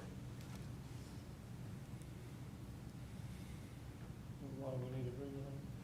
I'm sorry? What do we need agreement on? The conditions. So in a conditional rezoning, the applicant has to accept the conditions. The board can't just impose conditions. The applicant has to agree to all the conditions that have been put forth. So we would just need to make sure that they were read into the record as opposed to just a piece of paper that was part of the agenda package. So which conditions? What are the conditions? They would be the conditions that we've discussed with the applicant, and if the applicant wants to come on up. The conditions that we've discussed are the site plan, limiting the number of lots on the site plan, the age restriction that's part of the site plan, sidewalks along Cuthbertson Road, and we've talked about, I'm drawing a blank, there was one more. The improvements at Newtown and Cuthbertson. Not sure if there's any others the board wanted to discuss. And the AC units, yes, exactly, yeah, right, the AC units behind the single-family homes. And no vinyl. And no vinyl and hardy plank. Thank No, you. we can use hardy plank, but no vinyl. No vinyl, right. So we need his verbal agreement to that? That'd be up to the board, yeah. I didn't hear Red Trail. I was asking that question, my apologies. Do we need That his- seems to be the biggest item that I have received feedback on is the willingness of the developer to contribute to the thread trail. So I would ask that if the developer would be willing, that perhaps for every building permit that is pulled, if they would contribute $150, $250 to the completion of the thread trail once it's determined where that is going. Is that something that is feasible? Council? I think I caught most of that. You're asking about adding a condition that the developer pay a certain amount under each building permit that's pulled toward the Carolina Thread Trail. Correct. I'm not sure that we can condition the issuance of those permits upon anything other than meeting the particular requirements of that building permit under the building code. I'm sure we can add other items. What Mr. Johnson has described is coming together in a written format about the conditions that will apply to the rezoning. And those conditions will lie back of the issuance of any permits that were saying that way. Makes you comfortable from an administrative standpoint? Yeah, I was just discussing with the developer, what if there was a commitment by the developer to build the portion from here, from the property line to where it connects with the sidewalk? And then as the developer was saying, dedicate this, because they're gonna build these sidewalks anyway, dedicate this sidewalk as the thread trail through here, and then dedicate a future easement through this area. Because I understand the issue is that Lawson had a little bit of pushback over connecting their neighborhood to the trail. We wouldn't necessarily want this trail to just stop. But if they were to commit to build this portion through here. And by doing that, it would provide connectivity from where to where? As stated in the town of Waxhaw's comments, they are currently working with a developer on this piece. It would provide connectivity through this piece over to 16. And that was my primary concern, was to provide some connectivity to 16. Sure. So that Now, we would have to ensure that Waxhaw actually got that condition, but that was the indication that we got from the town, was that they were working with that developer to build that portion of the thread trail. You're talking about this portion up here? No, this portion. No. No, okay. Very good. So are we clear on the conditions? Yes. With that, I'll make a motion that we approve CZ 2020, whatever it is. 003. What is it? 003. 003, and adopt the applicable consistency statement. I think you don't even wear glasses. I know. Maybe I should. Get there. Okay, we have a motion, discussion.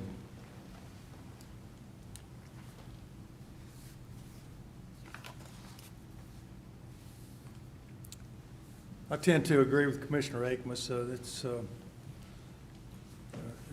There's been a lot of, I received a number of emails when this development was first beginning from people with concerns, and this area of the county, naturally, huge concern is always traffic. And we know that there is some effort by DOT to move forward on widening 16. I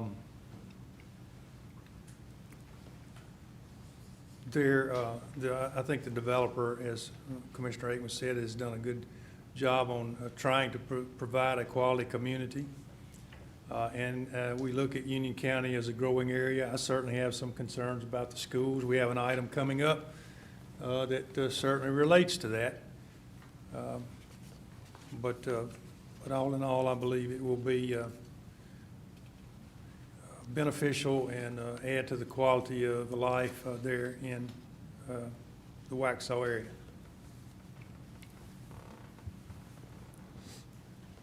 Any further discussion? Hearing none, all in favor of the motion say aye. Aye. Opposed?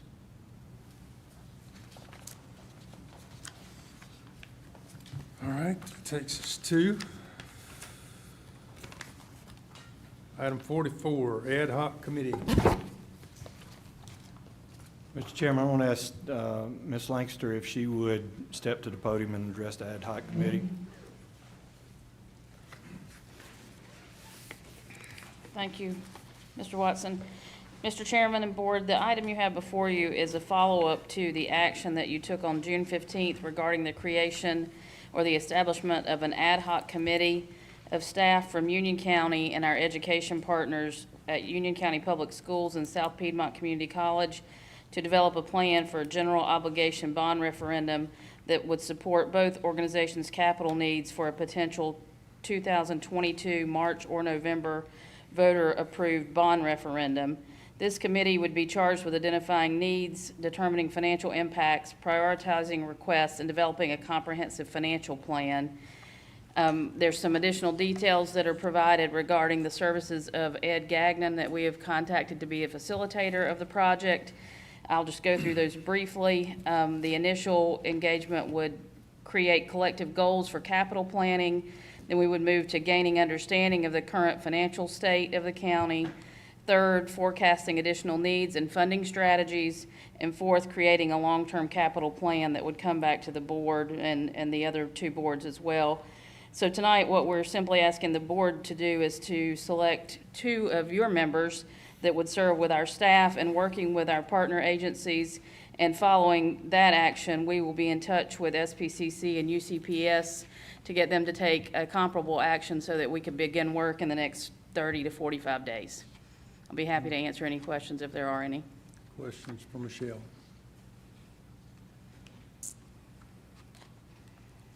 I would just like to comment that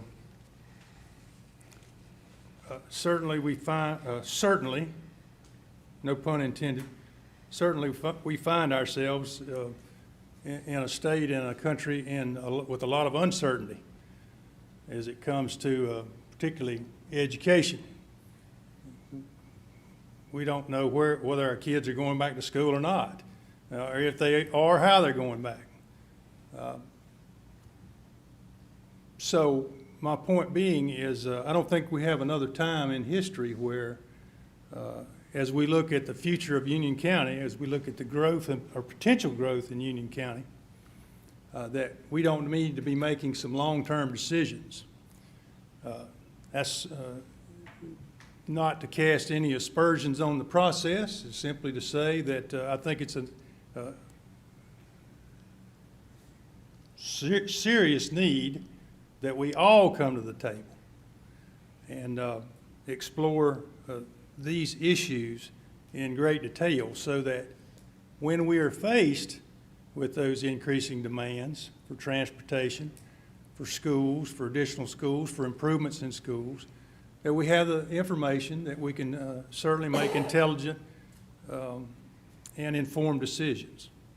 So with that said, I'm going to nominate Commissioner Frank Akmus to serve on that board, understanding that Commissioner Akmus will be leaving us over in the late fall, but we're going to move quickly on this, and I think a couple of things. Commissioner Akmus is well versed in financial issues, being in the banking industry, and the other thing has been a trustee on the SPCC board and has a great knowledge of that organization and some of their needs. So I'll offer Commissioner Akmus up as one of those members of that group. Commissioner Ray? I would like to offer up Commissioner Helms as our other person on there. I think some fresh eyes and everything would be good, and he could work well with Frank and bring this thing to a swift conclusion. Any further nominations? Motion to accept the two by acclamation. All in favor say aye. Aye. Who's not? Thank you very much. Thank you.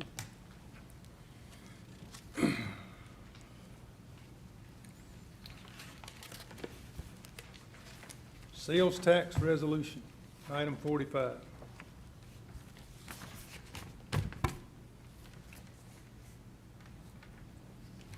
Mr. Chairman, believe that Commissioner Rate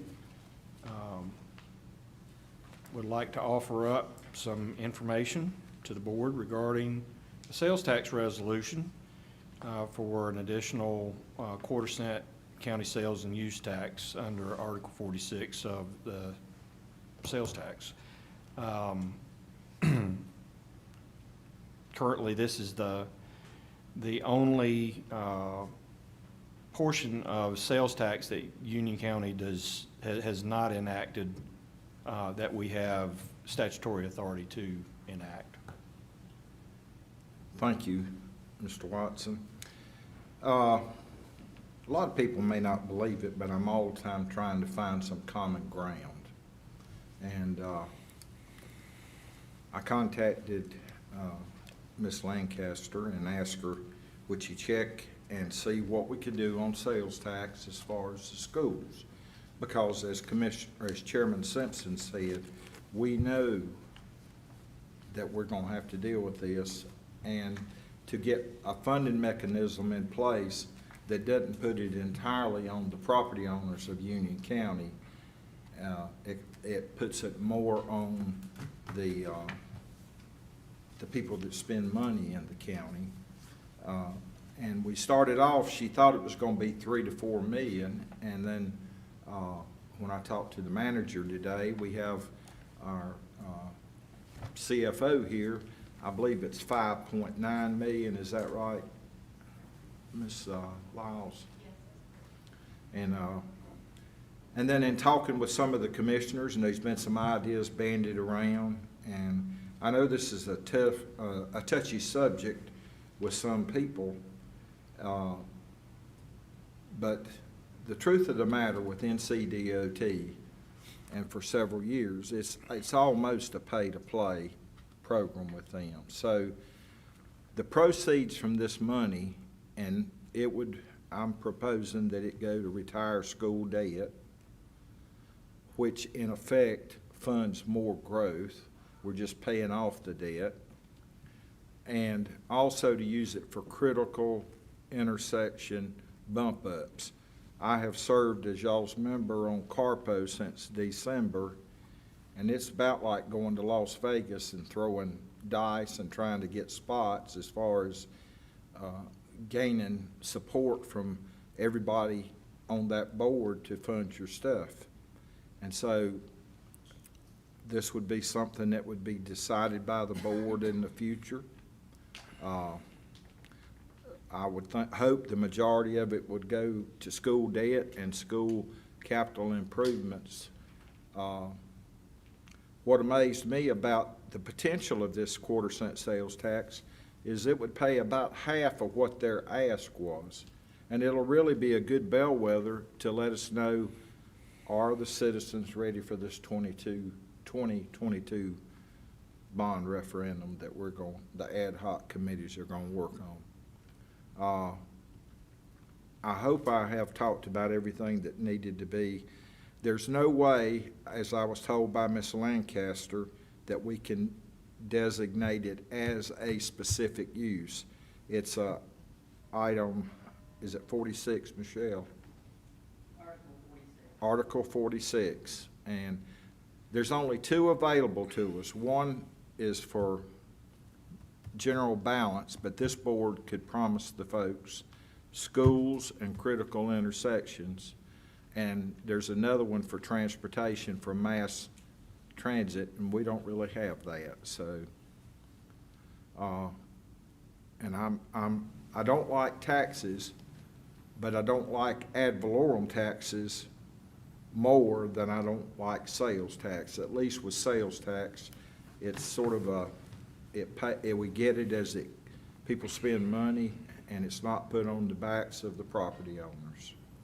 So, of course, when we go to a school bond to build the schools, that will be a property tax. And we, as we know, that was going to be 4.09 cent increase. Michelle can answer any questions. I'm certainly not the best salesman. Beverly or Jason K, if y'all have any questions. I've tried to, I hadn't talked to Stoney about it, but I tried to talk to Richard and Frank and Jerry, and I hope you'll find merit in it, because if we can't and of course, this just sends it to the voters and lets them decide. But if we can't pass this, I don't see how we can pass the school bond.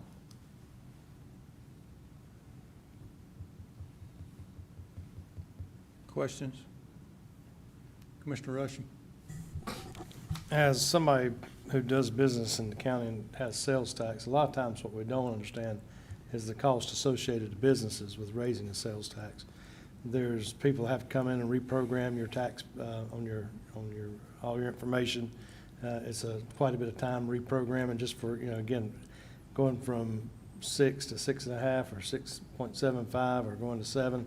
There's still a cost added to the businesses in the county. And just as we've told the school board, not to do a school bond this year, this is something we probably should wait on, and that could be part of the ad hoc committee that, they come up with, that this might be a way of helping fund it.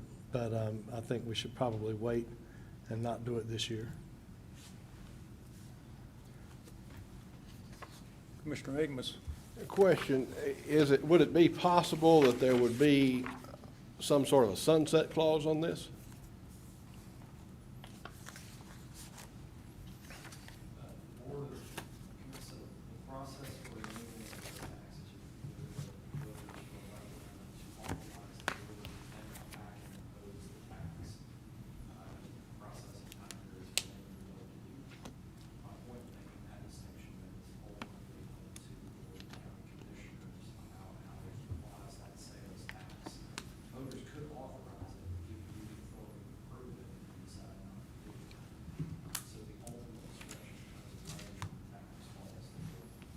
Understandably, but if this board were to vote that tax increase, say it goes to the voters and they approve it, comes back to this board then to put it on, can we predetermine a date in which it ends? You can put a date out there in the future past when this board would meet, but you cannot bind the future board as to its decisions regarding the imposition of that tax. So in essence, if we put this tax out there, it's there forever, It is there. unless another board took action to eliminate it. I don't like that. Well, you have to take action to impose it. Mhm. Just because they say yes, I understand that. doesn't mean that you have to impose it. And there's no way to stipulate that it goes specifically for debt retirement and/or infrastructure or intersection improvements, I believe is what you called it. Not on the ballot. The language on the ballot has to be the way it is described in our agenda item. The board could adopt a resolution once it came, if it was passed at the ballot, the board could adopt a resolution stipulating how you expected to utilize those funds. You could do that at that time. But you cannot put, you couldn't put for education on the ballot, you couldn't put for transportation on the ballot. That language is prescribed. So it comes back to this board, once say it's approved by the voters, comes back to this board, we put it in place. At that point, we can specify that You it can only say goes. how you plan to use it, yes, sir. But then the next day, a different board could come in and say, we're going to use it for Correct. parks and recreation or whatever. I'm just Correct. using that as an example. It can be used for any general county purpose, which is very broad. No slight to Parks and Rec, by the way. I saw your eyes light up over there. I tend to agree with Commissioner Rushing, based on this, my understanding as it is right now. I think the fact that we're going to put this ad hoc committee together to look at additional needs, funding strategies, long-term capital plans, et cetera, I think there may be some merit in holding off on this and perhaps looking at it after this ad hoc committee has had an opportunity to digest everything, and so I will not be supporting it. Commissioner Ray? I certainly respect but I understand what both of you are saying. But that ad hoc committee is going to come to a resolution to spend money. Agreed. And this just sort of gets a debt retirement, another source of debt retirement. Now, I was sitting here listening, and I don't disagree with your sunset on it. Once if it's passed and if we enact it, we could adopt a resolution to end it in 10 years and designate it for education, so much for education, so much for roads. And then a future board could override that resolution, but we could put a resolution in place to do it. Is that Isn't that- correct? So you're telling me that we can bind the future board to spend money only on debt reduction? Until they change the Yeah, resolution. it doesn't bind them, they can always change it. Right, so it's not worth the paper it's written on then. I mean, Commissioner Rushing? Next year is when the revaluation takes effect, right? Correct. So, you know, what are we looking at now? The last number I think I heard, we were at 85% valuation. I didn't bring that with me tonight, so I don't want to. Yeah, so again, next year, there's going to be a change in the tax rate. Should go, the pennies should go down, the amount collected should stay the same. We're not going to be allowed to do sometimes a tax increase is hidden in a revaluation, but we're shooting for revenue neutral, correct? We are obligated to provide for you what revenue neutral would look like. Right. We're not obligated to recommend that, nor is the board obligated to elect to take that route. So until we know what that looks like, I don't think we could tell you that today. But we will provide to you what revenue neutral looks like following revaluation. Okay. Because with there's going to be a lot of confusion in that next year as well, in the budget time. So like I said, the committee could come up with a recommendation, I think, and on how we fund education and how we would fund a bond or what that would look like. But yeah, I'm not for this. Well, I would like to remind Commissioner Rushing, the 5-cent tax cut 3 years ago could have funded this school bond. Yeah, but instead the people got to keep their money. I like that too. Do what? People got to keep their tax money. I kind of like that when we did that. They got to keep the tax money, but we're having to find other ways to fund stuff. Mr. Chairman? Yeah, Commissioner Helms. Yeah, when I was first approached about this, it was going to be for tax reduction in schools. We just had a presentation of 129 million and change for 2020 to do a bond referendum, and we denied it. But what most of the community didn't see is the paperwork that came along with that asked for another bond referendum in 2022, another in 2024, all of them very similar, and another in 2026. So we do need some help with schools. I agree with Commissioner Rape. But I tell you what I cannot support is being held hostage by the DOT. I mean, we just talked about a development that's coming, because they're going to widen 16, about 2030. And, just because you give them money doesn't mean they're going to do the job. So I cannot vote for anything that puts money in DOT's pocket to expend like they did the $742 million over budget.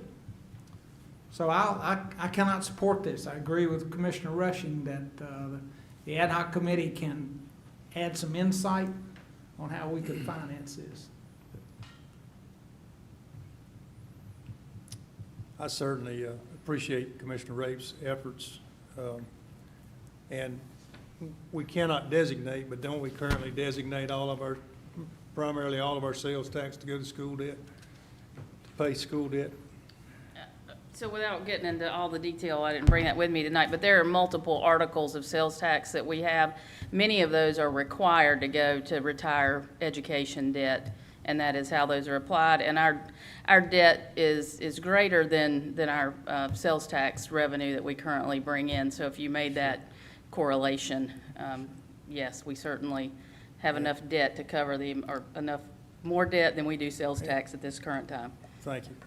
And I throwed in the idea of, this issue has come up, we've had a couple of discussions in the past over trying to respond to people's concerns over traffic.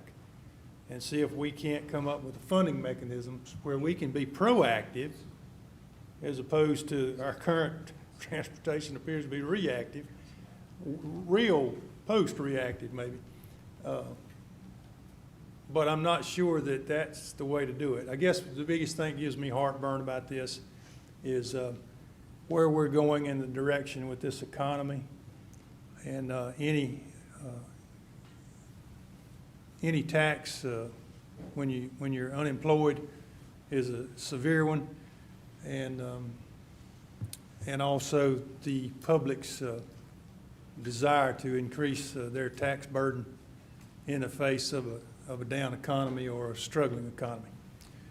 So Let's don't, I'll withdraw, let's kill 40, let's kill this thing and just go and bring it. you withdraw your motion? Okay. That being said, it takes us to manager's comments. Thank you, Mr. Chairman. A couple of things for the board this evening. Reminder that Thursday, August the 6th, the Board of County Commissioners has a work session planned for all day at the Ag Center. The morning part of the work session will be devoted to receiving an update on the progress of the countywide comp plan. Will also, I understand, give municipalities an opportunity to comment, much in the way that they did last year, but more concisely, specifically related to their comments on comp plan. We have had at least 2 municipalities in the last few weeks present documents to the Board of County Commissioners that they wish to, the county to take action on regarding items that would be in the comp plan. So we want to take care of all of those discussions that morning. In the afternoon, we will be taking up an update from Public Works on sewer projects that are all located on the western side of the county, among those being the West Fork Interceptor, the Pipeline EQ Tank and Pump Station, and the Crooked Creek Waste Treatment Plant. So we are hoping for a very productive day and looking for some direction from the Board of County Commissioners on those related topics. Just to make the board aware, and I've talked to several of you about this, but last week Union County staff had the opportunity to host 17 students from the Union County TRIO program that's under the direction of Pastor Osco Gardine. And the TRIO program utilizes the STEAM curriculum. And so we had the opportunity as staff to give 17 students an inside look into local government in North Carolina, talk to them about what we do and how we do it and why we do it, and then introduce them to many of the professions and opportunities for employment that are part of local government, specifically related to those STEAM professions. I believe they enjoyed it. I believe the staff enjoyed it. I would say that for the students, extremely well behaved and very attentive, and we appreciate that. And for on the part of staff, couldn't be more proud. We really didn't coordinate any of the presentations, but staff's passion for their work definitely showed through in the time they spent with these students. The encouragement they gave to the students was just very heartfelt. And so my deep appreciation to all the directors and staff for their participation with the TRIO program last week. And with that, I wish you all a good evening. Commissioner Helms. Just one brief thing. I received a email from a young lady that was very excited. She lived in the neighborhood that our first short line extension, Pinewood Forest. She was excited because a tractor trailer came in, loaded up with pipe to unload and start that. So we appreciate staff's working through that and getting that project completed, and I know they appreciate it. And with that, a good evening. Commissioner Rape, No comments. Commissioner Rushing, No comment. Commissioner Akmus. I have no further comments, and I wish everyone a good night. Motion to adjourn.